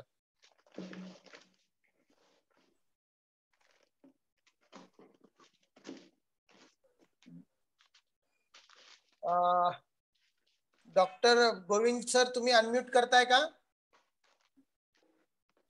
एक मिनिट. मी डॉक्टर बिनावडेंना आणि गोविंद सरांना राईट दिले. तुम्ही अनम्यूट करा आणि तुमचा प्रश्न विचारा. यस, डॉक्टर बिनावडे आणि गोविंद पानसरे तुम्हाला मी अनम्यूट करू शकता. तुम्ही तुमचं आणि तुमचा प्रश्न विचारा जर विचारायचा असेल तर. ठीक आहे सर. त्यांची काहीतरी अडचणी वाटतं. आपण नाही नंतर चॅट मध्ये किंवा आमच्या कॉल सेंटरचा नंबर आहे सर आपल्या प्रत्येक याच्यावरती आहे. कुठेही कोणी कॉन्टॅक्ट केला तरी त्याला इन्फॉर्मेशन मिळू शकेल सर. पाहिजे तर मी कॉल सेंटरचा नंबर सांगतो. 77-20-93-77-20 हा आपल्या कॉल सेंटरचा व्हॉट्सअप आणि मोबाईलचा नंबर आहे. 77-20-93-77-20. तर याच्यावर तुम्ही फोन करू शकता किंवा लँडलाईन आहे 6732-2700 6732-2700. हा पुण्याच्या लँडलाईनचा नंबर आहे. त्यामुळे 020 पाठीमागे लावावं लागेल लँडलाईन वरती फोन करण्यासाठी. आणि हे कॉल सेंटर सकाळी 10 ते संध्याकाळी 7 पर्यंत चालू असतं. आणि तुम्हाला आता जे काही मी प्रॉडक्ट बद्दल माहिती दिली ही किंवा शेतीबद्दलच्या प्रॉडक्टची माहिती, कुठल्याही माहितीचं निराकरण त्या आपल्या कॉल सेंटरच्या माध्यमातून होऊ शकेल. धन्यवाद सर. मला वाटतं बऱ्यापैकी खूप चांगली माहिती दिलेली आहे. काही जणांचं म्हणणं आहे साताऱ्याला आपलं ऑफिस आहे का, त्याचा तिथं काही संपर्क करता येऊ शकेल का? सर आपलं ऑफिस पुण्यालाच आहे आणि सातारा किंवा बाकीच्या जिल्ह्यामध्ये आपले कंपनीचे प्रतिनिधी काम करतात, तर त्यांचे नंबर्स वगैरे मला आपल्या कॉल सेंटर मधून पण आपल्याला मिळतील. साताऱ्यात असेल तर एखादा आमचा प्रतिनिधी तुमच्यापर्यंत येईल आणि तुमची तिथल्या तिथं समस्या वगैरे समजावून घेऊन किंवा कॉल सेंटरच्या माध्यमातून फोनवर पण आपल्याला करता येईल सर. पण बहुतेक जिल्ह्यामध्ये आपले प्रतिनिधी आहेत आणि ते तुम्हाला मदत करू शकतील सर. येस, खूप खूप धन्यवाद सर. आपलं खूप महत्वाचं मार्गदर्शन या ठिकाणी मिळालेलं आहे आणि मला वाटतं ही सुरुवात आहे. धन्यवाद सर. तुमच्या व्यस्त दिनचर्येमध्ये देखील आपण सर्व आपले 101 पेक्षा जास्त एनजीओ प्रतिनिधी आज उपलब्ध होते आणि हा व्हिडिओ आपण युट्यूबच्या माध्यमातून महाराष्ट्रातल्या सगळ्या एनजीओ प्रतिनिधीला परत एकदा पाठवणार आहोत सर. खूप खूप धन्यवाद सर. यानंतर आपले अजून एक खूप चांगले वक्ते आज या ठिकाणी उपलब्ध आहेत. आपण सगळेजण हा प्रयत्न करत असतो की आपल्याला कृषी उद्योजकता करायची आहे, परंतु या कृषी उद्योजकतेमध्ये आपल्याला कुठेतरी कर्ज प्रकरण किंवा या सगळ्या गोष्टींमध्ये आपल्याला अपेक्षित असतं की आपल्याला कुठेतरी आर्थिक पाठबळ मिळावं आणि नेमकं त्यामध्ये आपण कमी पडतो. तर या ठिकाणी आज आपले इनामदार सर उपलब्ध आहेत. एक मिनिट, मी किरण इनामदार सर आहेत का सर? हो, किरण इनामदार सरांना मी को होस्ट करतोय. इनामदार सर तुम्ही तुमचं स्वतःच अनम्यूट करू शकता सर. किरण इनामदार सर यांचा किरण इनामदार सर अनम्यूट करू शकतात. इनामदार सरांना मी स्पॉटलाइट मध्ये घेतो सर. यस सर, एक मिनिट मी तुम्हाला स्पॉटलाइट मध्ये घेतो म्हणजे सगळ्यांना आपला चेहरा दिसेल. यस सर, हो आला सर. किरण इनामदार सरांचं थोडं रेंज कमी आहे वाटतं, पण सर तुम्ही व्हिडिओ बंद करून बोलू शकतात जर रेंज कमी असेल तर. आणि इनामदार सर हे मिटकॉनचे प्रतिनिधी राहिलेले आहेत. त्यांचा खूप प्रचंड अनुभव उद्योजकता विषयावर आहे. आज ते आपल्याला कृषी उद्योजकता किंवा गोसंवर्धन उद्योजकता करायची असेल तर नेमकं आपल्याला आर्थिक पाठबळ कसं मिळू शकतं आणि आपलं कौशल्य विकसन कसं करायला पाहिजे.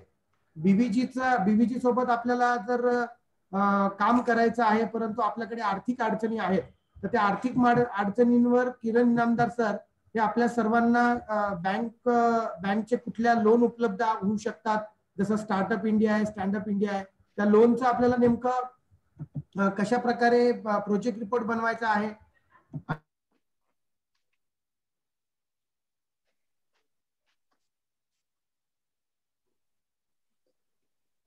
हॅलो,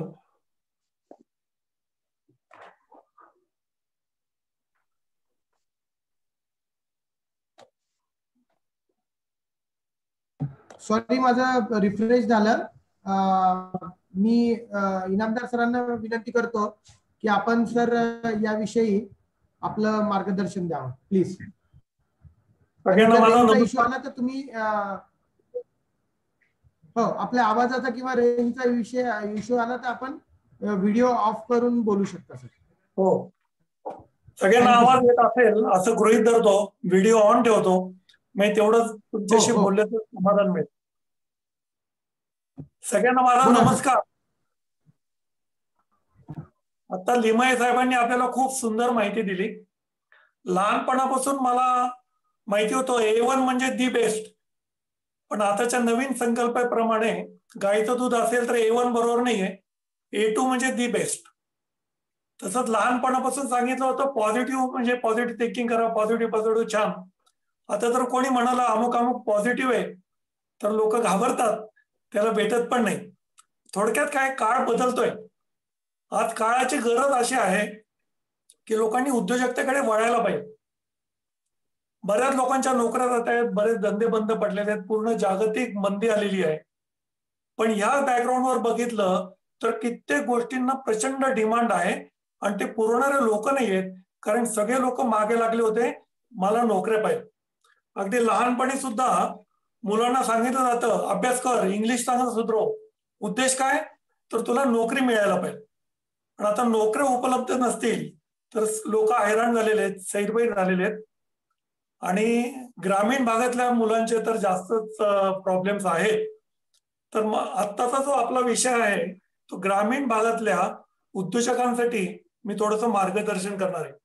आता जे इथे 100 लोक उपलब्ध आहेत ते बरेच एनजीओचे रिप्रेझेंटेटिव्ह आहेत किंवा ग्रामीण भागातले रिप्रेझेंटेटिव्ह आहेत असं मी गृहीत धरतो. पण हा जो विषय आहे हा सगळ्यांसाठीच आहे, कारण आताच्या नवीन स्कीम्स ज्या आहेत गव्हर्नमेंटनी सपोर्ट करायचं जे ठरवलेले त्याच्यात इंडिव्हिज्युअलला सुद्धा ते पैसे मिळू शकतात, एनजीओला पण मिळू शकतात, ग्रुपला पण मिळू शकतात, पार्टनरशिप होऊ शकते, काही पण होऊ शकतं. आपण थोडंसं उद्योजक म्हणजे काय आणि उद्योजक का व्हायचं त्याच्याकडे बघूयात. बघा, उद्योजकांमध्ये आणि सर्वसामान्य लोकांमध्ये खूप फरक आहे, जमीन आसमानाचा फरक आहे. आपल्याला जर नोकरी हवी असेल तर कमीत कमी शिक्षण तर लागतं, आणि मगाशी मी सांगितल्याप्रमाणे शिक्षण का घेतात तर नोकरी मिळावी म्हणून घेतात. उद्योजकता करायची असेल तर शिक्षणाची तशी काही अट नाहीये, तुम्ही कमी शिक्षित असला तरी तुम्ही मोठे उद्योजक होऊ शकतात. नोकरी करायची असेल तर वयाची अट आहे, उद्योजकता करायची असेल लोन घ्यायचा असेल तर वयाची अट आहे, पण तशी काही वयाची अट नाही, तुम्ही कर्ज न काढता सुद्धा उद्योग सुरू करू शकतात. नोकरदाराला महिन्यातून एकदा पगार मिळतो, उद्योजकाला रोज पगार मिळतो. नोकरदाराला 2 वर्षांनी एकदा इन्क्रीमेंट मिळेल, ह्याला रोज इन्क्रीमेंट मिळू शकतं. ह्याला 4 वर्षांनी थोडंसं प्रमोशन मिळेल, हा म्हटलं तर रोज प्रमोशन घेऊ शकतो. ह्याला वयाची अट नाहीये, ह्याला पैशाची अट नाही, अनुभवाची अट नाहीये. फक्त याने काय करायला पाहिजे, मनाने घ्यायला पाहिजे की मला काहीतरी करायचंय. मग हे एवढं सोपं असताना सुद्धा लोक 90% लोक मला नोकरी लावून द्या असं म्हणतात. त्याचं कारण काय आहे, तर हा जो उद्योजक आहे, उद्योजकीय व्यक्तिमत्व आहे, ते रिस्क घ्यायला तयार आहे, ते जबाबदारी घ्यायला तयार आहे. आजच आपल्या गायकवाड साहेबांनी 80,000 लोकांची जबाबदारी घेतली, 1,00,000 लोकांची जबाबदारी घेतली आणि एवढी रिस्क घेतलेली आहे आणि एवढं मोठं एम्पायर तयार केलेलं आहे बीव्हीजी. तर अशी रिस्क घेण्याची कॅपॅसिटी सगळ्यांमध्येच असते, पण लोकांना त्याचा शोध लागलेला नसतो.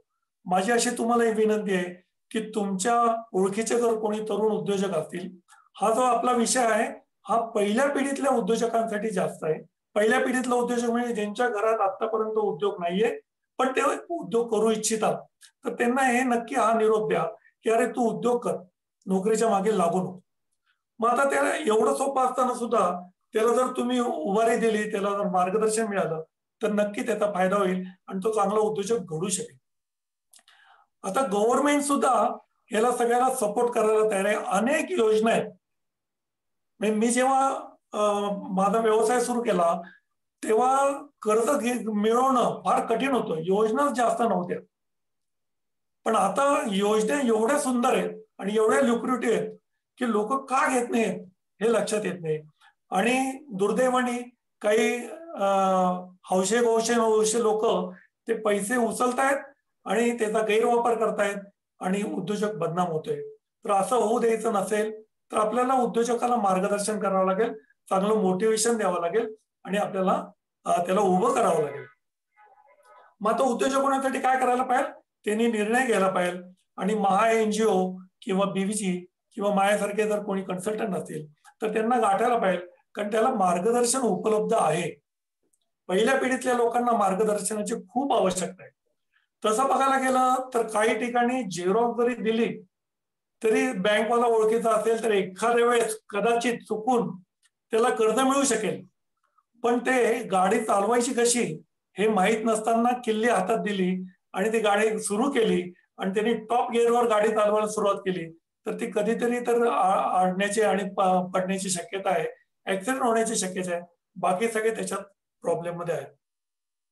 आता जो विषय आहे ऍनिमल हजबंड्री, पशुपक्ष्यांसाठी आपल्याला पैसे मिळतात की नाही, तर त्याचं तर गव्हर्नमेंटचं डिपार्टमेंटच आहे, department of animal husbandry national लेवलवर, आणि त्यांच्या भरपूर योजना आहेत आणि त्यांची इच्छा आहे की तुम्ही हे करायला पाहिजे.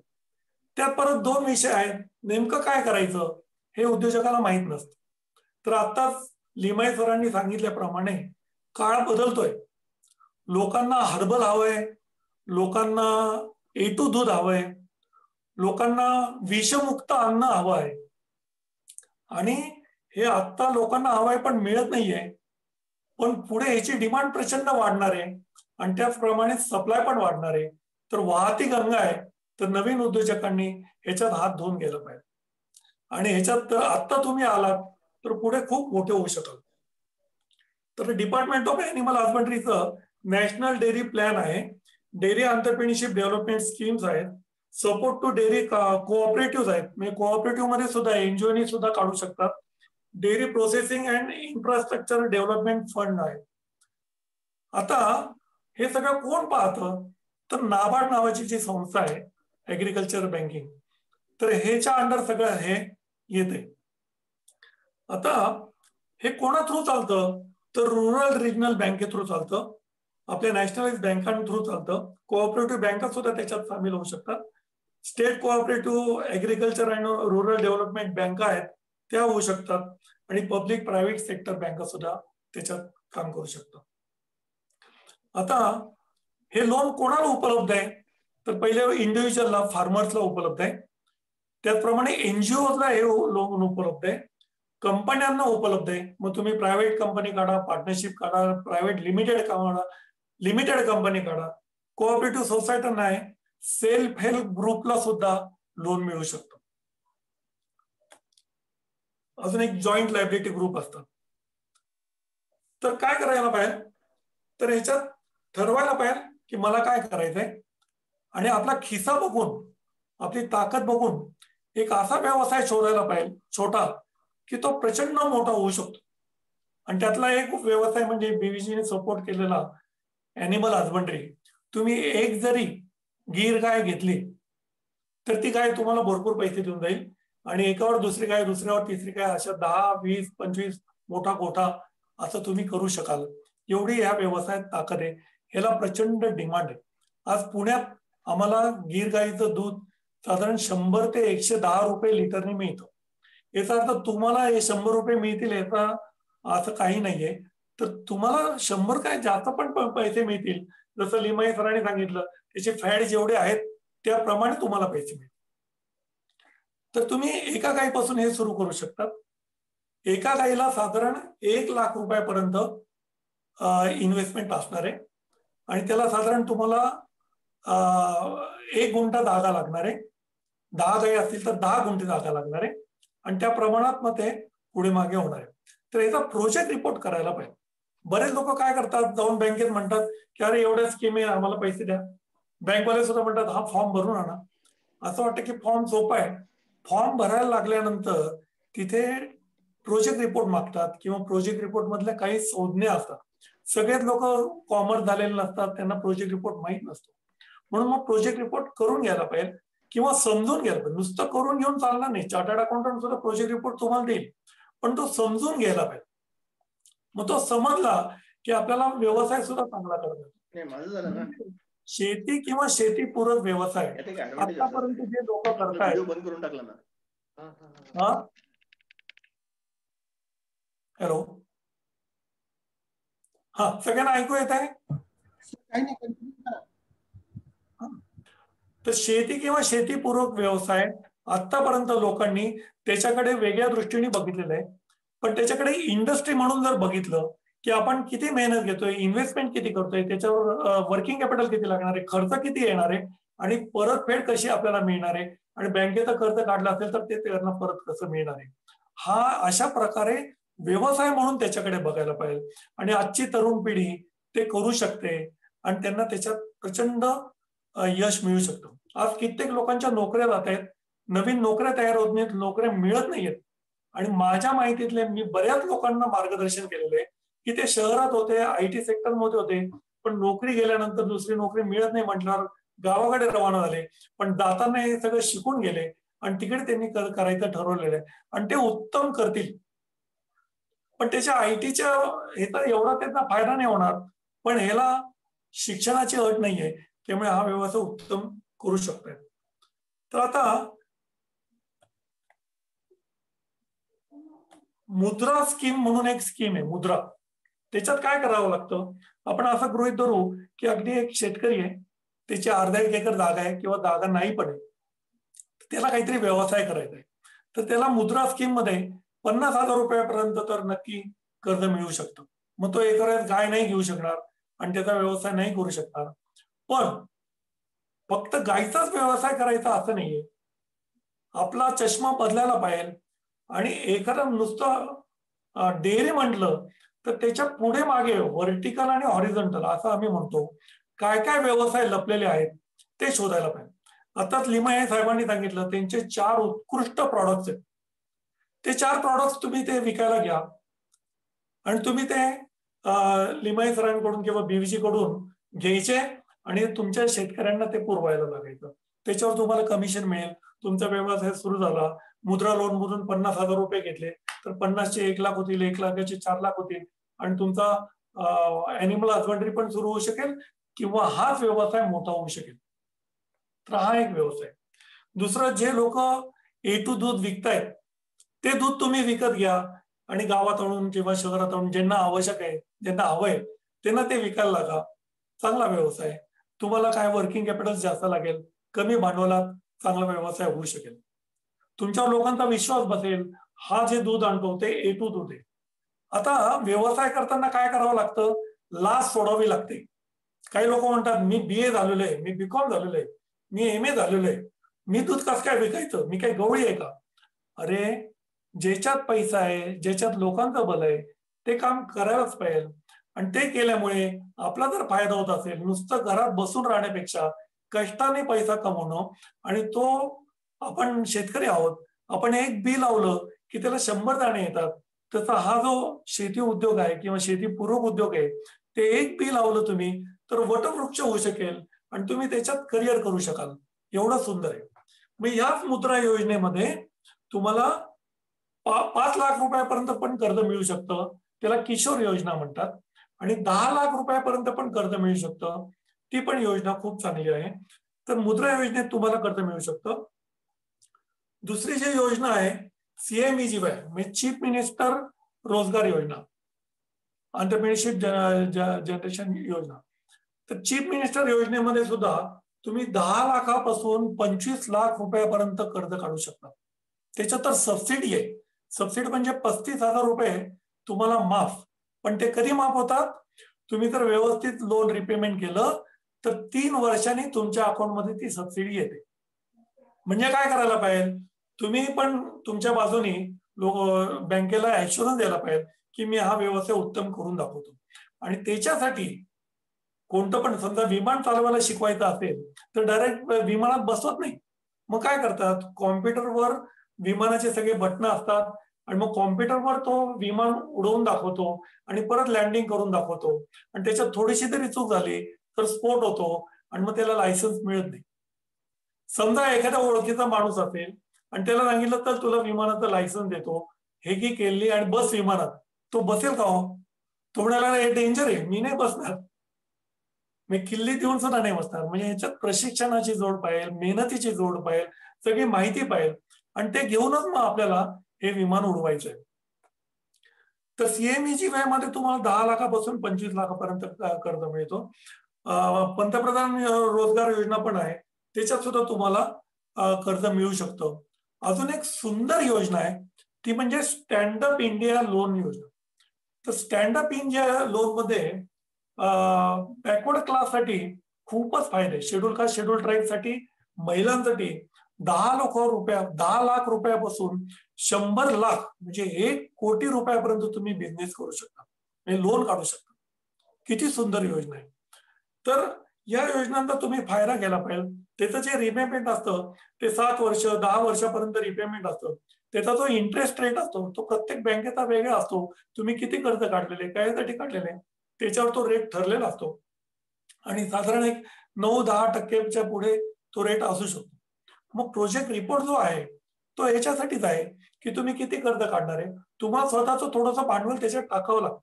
बऱ्याच वेळा तुमची स्वतःची 10 गुंठे 1 गुंठा तरी जागा पाहिजे, त्याचा तुमच्याकडे प्रूफ पाहिजे की ही जागा मी विकत घेतलेली आहे, तर त्याचा उपयोग होतो. या सगळ्या योजना गव्हर्नमेंटची अशी इच्छा आहे की तरुण पिढीने व्यवसाय सुरू करावे आणि लोकांना नोकऱ्या मागण्याच्या ऐवजी लोकांना नोकऱ्या द्याव्या.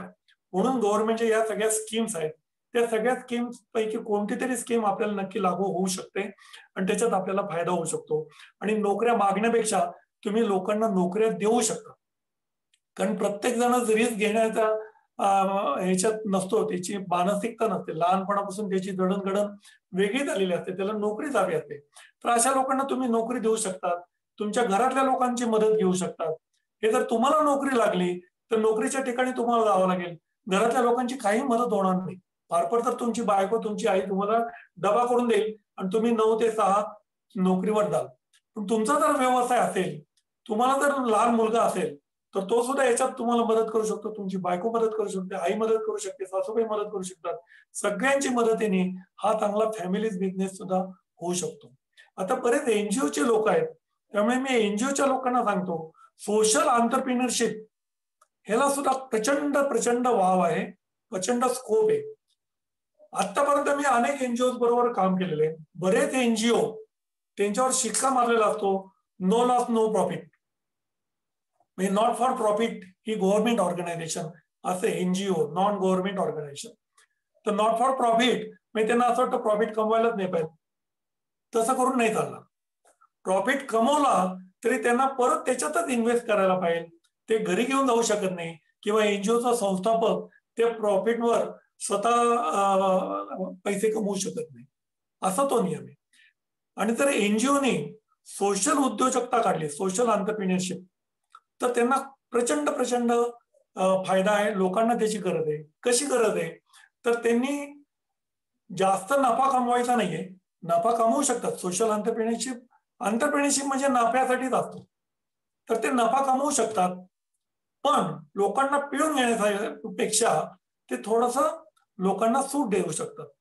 आता उदाहरणार्थ गीर गाईचं दूध मला जर 110 रुपये लिटर मिळत असेल आणि एखाद्या एनजीओनी असं जर सोशल एंटरप्राइज काढला आणि त्यांच्याकडे 100 गायींचा प्रोजेक्ट असेल, हे सगळे उद्योजक त्यांच्या बरोबर असतील आणि त्यांनी दूध सप्लाय करायला सुरुवात केली, तर त्या उद्योजकाला सुद्धा पैसे मिळतील, एनजीओला सुद्धा पैसे मिळतील, आणि शिवाय लोकांना साधारण 80 रुपये 70 रुपये लिटरने ते दूध पोहोचवू शकतील. तर याला म्हणतात सोशल एंटरप्रिनरशिप, आणि ह्याची फार फार गरज आहे. मोठमोठे आता सोशल एंटरप्रिनरशिप मधलं सगळ्यात मोठं उदाहरण म्हणजे अमूल. अमूल केवढं प्रचंड मोठं झालं, गव्हर्नमेंट पेक्षा मोठी डेअरी. अजून हे सांगावं असं मला वाटतं की फक्त दूध हा विषय जरी घेतला तरी व्हर्टिकल हॉरिझॉन्टल भरपूर आहे. त्याच्यात आम्ही उद्योजकता विकास कार्यक्रमात आम्ही शिकवतो ऍडेड व्हॅल्यू कन्सेप्ट. म्हणजे तुम्ही एखाद्या प्रॉडक्टवर जेवढी मेहनत घ्याल तेवढं तुम्हाला त्याचा मोबदला वाढत जातो आणि तेवढा फायदा वाढत जातो आणि तेवढं त्याच्यात तुम्हाला जास्त एम्प्लॉयमेंट जनरेशन होऊ शकतं. मी हे एनजीओच्या दृष्टिकोनातून सांगतो. सोशल एंटरप्रिनरशिप मध्ये एक एम तो पण असतो की जास्तीत जास्त लोकांना उद्योजकता किंवा जास्तीत जास्त लोकांना सेल्फ एम्प्लॉयमेंट किंवा एम्प्लॉयमेंट सुद्धा ही द्यायची आणि सर्वसामान्य लोकांना त्याचा फायदा व्हायला पाहिजे. मी त्यांना स्वस्तात उत्तम आपल्याला प्रॉडक्ट मिळू शकतो. तर अशा पद्धतीने तुम्ही विचार करू शकतात. मला असं वाटतं की हे जे आमचे 8 दिवसाचे 10 दिवसाचे प्रशिक्षण कार्यक्रम असतात, तर तुम्हाला जर कोणाला पाठवायचं असेल, स्वतःला इंटरेस्ट असेल किंवा तुमच्या नातेवाईकांना कोणाला इंटरेस्ट असेल, तर ते या प्रशिक्षण कार्यक्रमात भाग घेऊ शकतात. सोशल एंटरप्राइज असल्यामुळे, महा एनजीओ असल्यामुळे, बीव्हीजी आपल्या मागे असल्या बरोबर असल्यामुळे हे खूपच सोपं झालेलं आहे. गव्हर्नमेंट आपल्या बरोबर आहे, त्यांना पैसा हा प्रश्न नाहीये. फार पूर्वी गव्हर्नमेंट मधून लोन काढायचं म्हणजे फार कठीण वाटायचं. हल्ली ते खूपच लिक्विडिटिव्ह झालेले आहेत आणि मुख्य म्हणजे 10 लाख रुपयापर्यंत जर कर्ज काढायचं असेल तर कोलॅटरल सिक्युरिटी म्हणजे काही तारण न ठेवता सुद्धा आपल्याला 10 लाख रुपयापर्यंत कर्ज मिळू शकतं. ज्या योजनांमध्ये सबसिडी नाहीये त्या योजना सुद्धा त्याच्यातनं आपण कर्ज काढू शकतो, पण सबसिडीच्या योजनांसाठी आपण ऍप्लिकेशन करू शकतो, आपल्या उद्योजकाला सबसिडी पण मिळू शकते. हे सगळं त्या प्रशिक्षण कार्यक्रमात आपण शिकवतो. त्याचप्रमाणे उद्योग कसा निवडायचा, कोणता निवडायचा, कुठे करायचा, का करायचा, हे सगळं आपण त्याच्यात शिकवतो. फिनान्शियल लिटरसी ही त्याच्यात शिकवली जाते. फिनान्शियल लिटरसी म्हणजे काय? समजा त्याला अचानक पैसे मिळायला लागले, जसं गुंठेवर काही लोकांना शहराच्या जवळ जर असेल तर स्क्वेअर फुटाने जागा विकतात आणि खूप पैसे अचानक घरात येतात आणि मग पहिल्यांदाच 10 लाख रुपये जर त्यांनी एखाद्याने बघितले तर तो वेडावून जातो आणि मग तो गैरमार्गाने दारू पितात, उडवतात पैसे आणि सगळे पैसे फटाकन संपून जातात. आणि ह्याच्यात होरपळतं कोण? त्यांच्या घरातल्या बायका आणि घरातले लहान मुलं आणि मुली, ह्याचा सर्वे झालेला आहे आणि ह्याचे फार फटके बसलेत. त्यामुळे फिनान्शियल लिटरसी पण मी शिकवतो आणि फिनान्शियल लिटरसी मध्ये सेव्हिंग कसं करायचं, पैसे कसे कमवायचे, पैसे कसे वाढवायचे, कसे वाचवायचे आणि कसे पेरायचे. आपण शेतकरी आहोत, पैसे पेरले की पैसे उगवायला पाहिजे. त्यामुळे हा मनी प्लांट आहे आणि अशी उद्योजकता आपण शिकवू शकतो आणि त्याच्यासाठी अगदी नॉमिनल आम्ही चार्जेस घेतो, पण ते चार्जेस नक्की वसूल होऊ शकतील. मी माझं मार्केटिंग जास्त करायची आवश्यकता नाही, कारण एकदा मुलगा आला की तोच 4 मुलांना सांगतो की अरे हा कोर्स करा. आम्ही प्रोजेक्ट रिपोर्ट पण त्यांना करून देतो, त्यांना शिकवतो पण, समजावून देतो. त्यामुळे बँकेत गेल्यानंतर बँक मॅनेजरने जर त्याला 4 प्रश्न विचारले तर तो उत्तम चार्टर्ड अकाउंटंट जसं उत्तर देईल तसं तो स्वतःच्या प्रोजेक्ट बद्दल उत्तर देऊ शकतो. समजा एखाद्याला मोठा प्रोजेक्ट करायचा असेल, प्रोजेक्ट रिपोर्ट करून हवा असेल, तरी मी प्रोजेक्ट रिपोर्ट करून देतो. माझी थोडक्यात माहिती सांगू इच्छितो मी की मी 13 वर्ष मिटकॉन लिमिटेड मध्ये होतो. नंतर मग मिटकॉन लिमिटेड गोवा सेंटरचा मी इन्चार्ज होतो 2 वर्ष. नंतर 10 वर्ष माझी स्वतःची कन्सल्टन्सी केली. नंतर मग मी वाईल्ड लाईफ कॉन्झर्वेशन ट्रस्ट मध्ये all over India buffer zone मध्ये, म्हणजे जे रिझर्व्ह फॉरेस्ट आहे त्याच्या आजूबाजूला जो बफर झोन असतो, त्या बफर झोन मधल्या आदिवासी मुलांना आणि खेड्यातल्या मुलांना एकतर नोकऱ्या लावून दिल्या, त्यांना टेक्निकल ट्रेनिंग दिलं किंवा उद्योजकता शिकवली आणि अशा हजारो मुलांना नोकऱ्या तरी दिल्या किंवा व्यवसाय तरी मिळवून दिले. नंतर मग मी एक नॅशनल स्किल डेव्हलपमेंट कॉर्पोरेशनचा 100 कोटी रुपयाचा प्रोजेक्ट एका कंपनीसाठी केला आणि त्याचे all over India 23 centres, technical training centres होते. वेल्डिंग आम्ही शिकवायचो. तर त्या प्रोजेक्टवर काम केलं आणि आता मी फ्रीलान्स कन्सल्टन्सी करतो. महा एनजीओ बरोबर आहेत, बीव्हीजी सारखे ग्रुप्स आहेत. हे तर आपले म्हणजे गायकवाड सर तर आपले गॉडफादर आहेत. त्यांनी एवढं प्रचंड नाव कमवले, एवढं प्रचंड करून दाखवलं आणि एवढ्या लोकांना मदत केली आहे. त्यांच्याकडून घेण्यासारखं खूप आहे. तर मला जे आज सांगायचं मी ठरवलं होतं ते सगळं सांगितलेलं आहे. कोणाला काही प्रश्न विचारायचे असतील तर जरूर विचारा. वेळही भरपूर झालेला आहे. आपण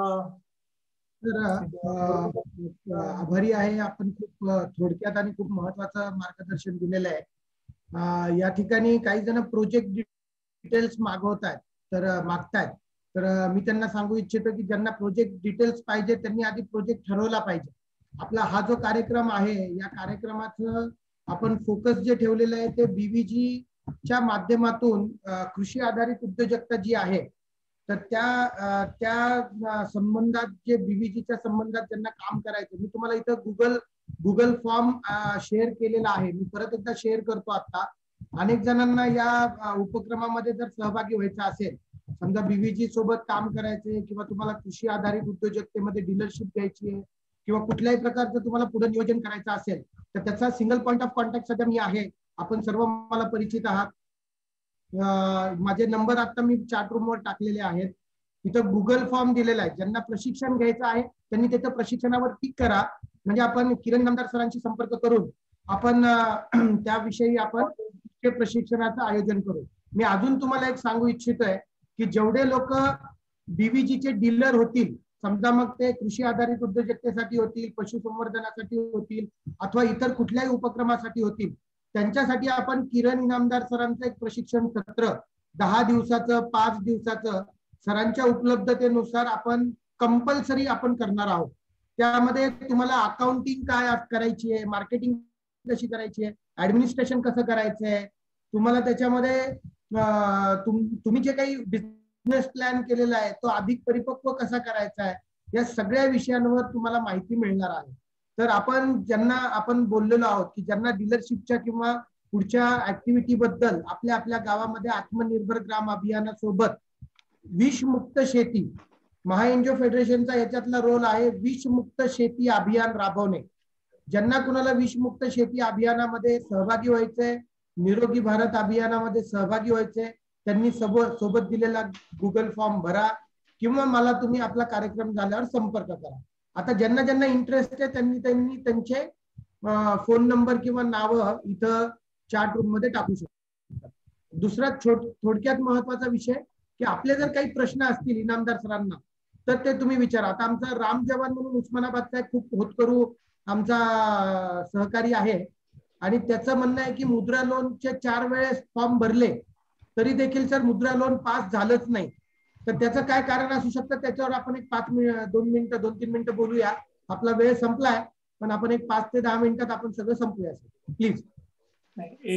मुद्रा लोनचा फॉर्म भरलाय पण तरी ते मुद्रा लोन मिळत नाही. एखाद्याचं कर्ज मंजूर झालं नाही हे इथे बसून मी आता नक्कीच सांगू शकणार नाही. कर्ज नामंजूर होण्यासाठी अनेक कारणं असतात. पहिलं म्हणजे तो उद्योजक, त्याच्यावर जर बँकेला असं वाटलं, ब्रँच मॅनेजरला वाटलं की हा करू शकणार नाही, तर ब्रँच मॅनेजर कर्ज नाकारू शकतो. दुसरं म्हणजे त्यांनी तयार केलेला प्रकल्प अहवाल, त्याच्यात जर चुका असतील तर तो नक्की नाकारू शकतो. तिसरं म्हणजे त्या प्रकल्पाला तिथे जर मागणी नसेल तरी बँक मॅनेजर म्हणू शकतो की आमचे पैसे परतफेड कशी होणार आहे. म्हणजे कर्जाला साठी ऍप्लिकेशन केला, प्रोजेक्ट रिपोर्ट किती सुंदर केला, तरी पैसे द्यायचे की नाही हे ब्रँच मॅनेजरच्या हातात आहे आणि तो ताळून सुलकून घेणारच. त्याच्यात पहिल्यांदी उद्योजकाची क्रेडिबिलिटी हे तपासली जाते. त्यामुळे आम्ही नेहमी शिकवताना असं सांगतो की तुम्ही 50,000 रुपये जर कर्ज घेतलं तर ते 50,000 रुपये कर्ज परतफेड करा. तुम्ही 5 कोटी रुपये सुद्धा कर्ज घेऊ शकाल, एवढी तुमची क्रेडिबिलिटी वाढू शकेल. त्यामुळे मग त्यांच्या घरात कोणी कर्ज काढलंय का, त्याचा काही त्याला त्रास होतोय का, बँक मॅनेजर बरोबर काही भांडण केलंय का, किंवा झेरॉक्स करून प्रोजेक्ट रिपोर्ट दिलाय का, हे सगळं त्याच्यात भरपूर अँगल्स आहेत. आणि का बरं नाही झालं हे सुद्धा एक मोठं म्हणजे रिसर्च करण्यासारखं आहे. तर त्यामुळे जी काय चूक झाली आहे किंवा जे काही त्या उद्योजकांनी केलंय त्यांनी स्वतःच डायग्नोसिस करून दुसऱ्या बँकेत टाकायचं किंवा दुसऱ्या योजनेखाली टाकायचं किंवा त्या ब्रँच मॅनेजरला जाऊन मार्गदर्शन घ्यायचं. कारण हे सुद्धा ब्रँच मॅनेजरचं काम आहे की त्यांनी मार्गदर्शन द्यायला पाहिजे. का बरं मंजूर केलं नाही बाबा, ते त्यांनी कारण सांगायला पाहिजे. धन्यवाद सर.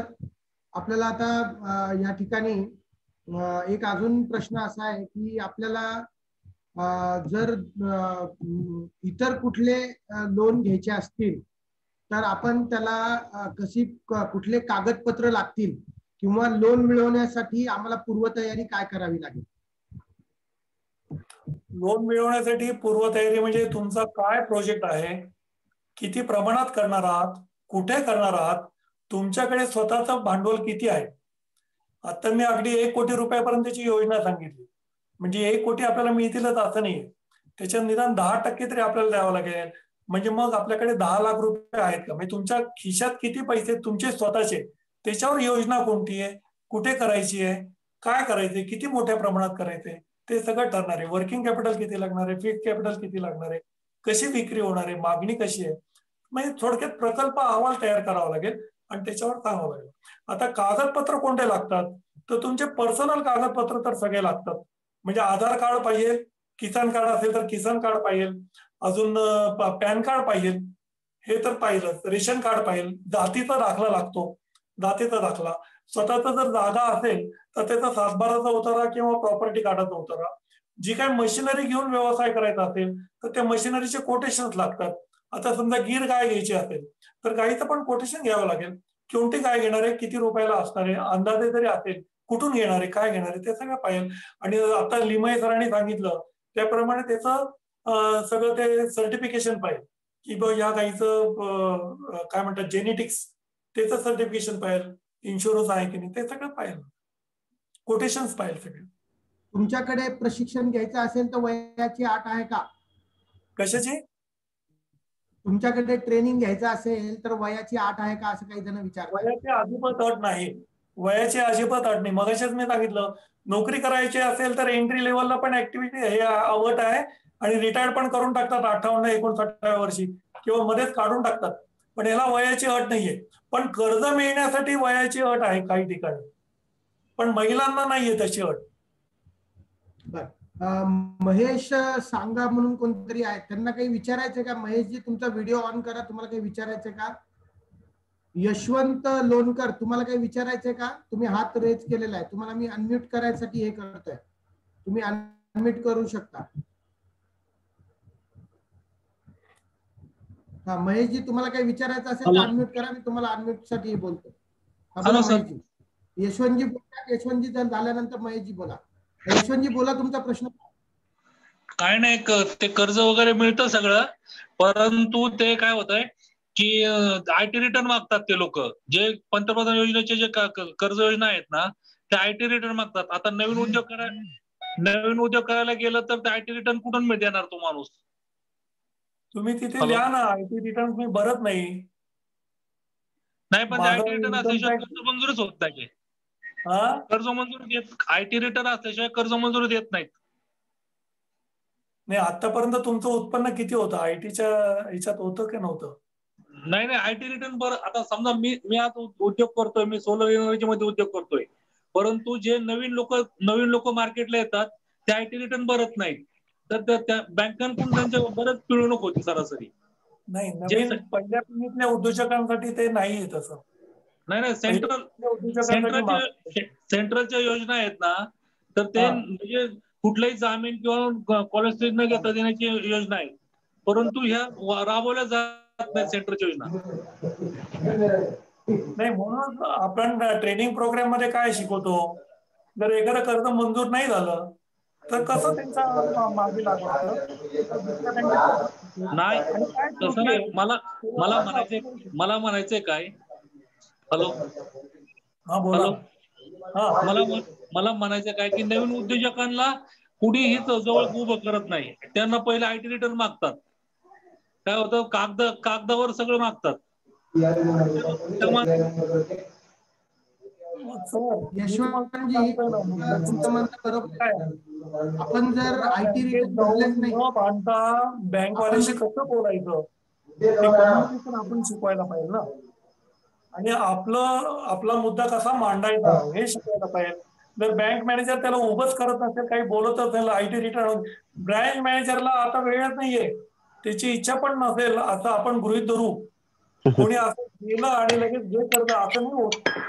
तर आपल्याला आपल्या उद्योजकालाच मोठं करायला पाहिजे. आणि पहिल्या पिढीतल्या लोकांना हे सगळं शिकवावं लागतं. ते आम्ही शिकवतो, त्याला उभं करतो. आणि मग म्हणून मी वरुडकर सरांशी बोलताना सुद्धा असं बोललो, एकट्या दुकट्याने जाऊन बँकेत उभं राहण्यापेक्षा आपण जर 25 जणांची बॅच तयार केली, 25 जणांचे प्रकल्प अहवाल तयार केले आणि एकदम एखाद्या बँकेत जर नेऊन दिले तर त्यांची काय दिशा ते नाही म्हणायची. येते का लक्षात? म्हणजे त्याच्यावर अनेक उपाय आहेत.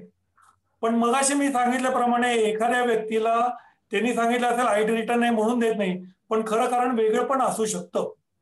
ते नेमकं काय आहे ते केस टू केस आपल्याला शोधावं लागेल. हे असं इन जनरल स्टेटमेंट, कारण जर तुम्ही म्हणतात त्याप्रमाणे जर त्याच्यामुळे जर कर्ज मंजूर होत नसेल, 90% 99% लोकांना कर्ज मंजूर होतोय ना. एकालाही झालं नाही असं झालेलं नाहीये ना.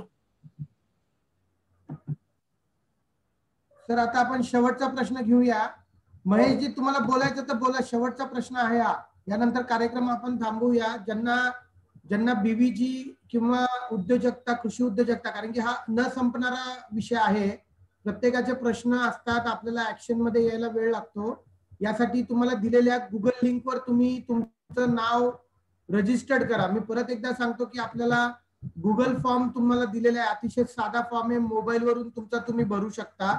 गुगल फॉर्म भरल्यानंतर किरण सर असतील, गणेश लिमये सर असतील, बीव्हीजी ग्रुप असेल, या सगळ्यांचं मार्गदर्शन आपल्याला टप्प्याटप्प्याने मिळणार आहे, जर आपण टप्प्याटप्प्याने त्या गोष्टी अचीव केल्या तर. तर त्याच्यामुळे ज्यांना कुणाला या विषयी पुढे पाऊलं टाकायचे असतील त्यांनी आधी बीव्हीजीचं डीलरशिप आणि बाकीच्या गोष्टींसाठी प्रयत्न करा. महेशजी, तुमचा शेवटचा प्रश्न, त्यानंतर आपण कार्यक्रम थांबवणार आहोत. महेशजी. नाही, मला काय बोलायचं नाही. महेशजी बोला.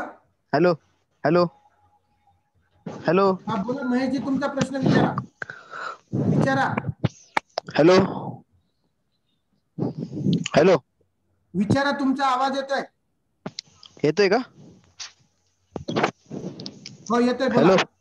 नाही बोलायचं म्हणतायत ते. नाही बोलायचं. मला 1-2 मिनिटं द्या. नाही बोलायचं तर मग हात वरते आपला कशाला केला. मला 1-2 मिनिटं द्या. हो सर, आता आपण कन्क्लूड करूया, कारण की संपलेला आहे. आपण कन्क्लूड करूया आता. यस, 1-2 बोला सर, बोला. काय नाही, मला मिस्टर आणि मिसेस बरुडकरांचे आभार मानायचे आहेत. मला इथे येऊन बोलायची संधी दिली.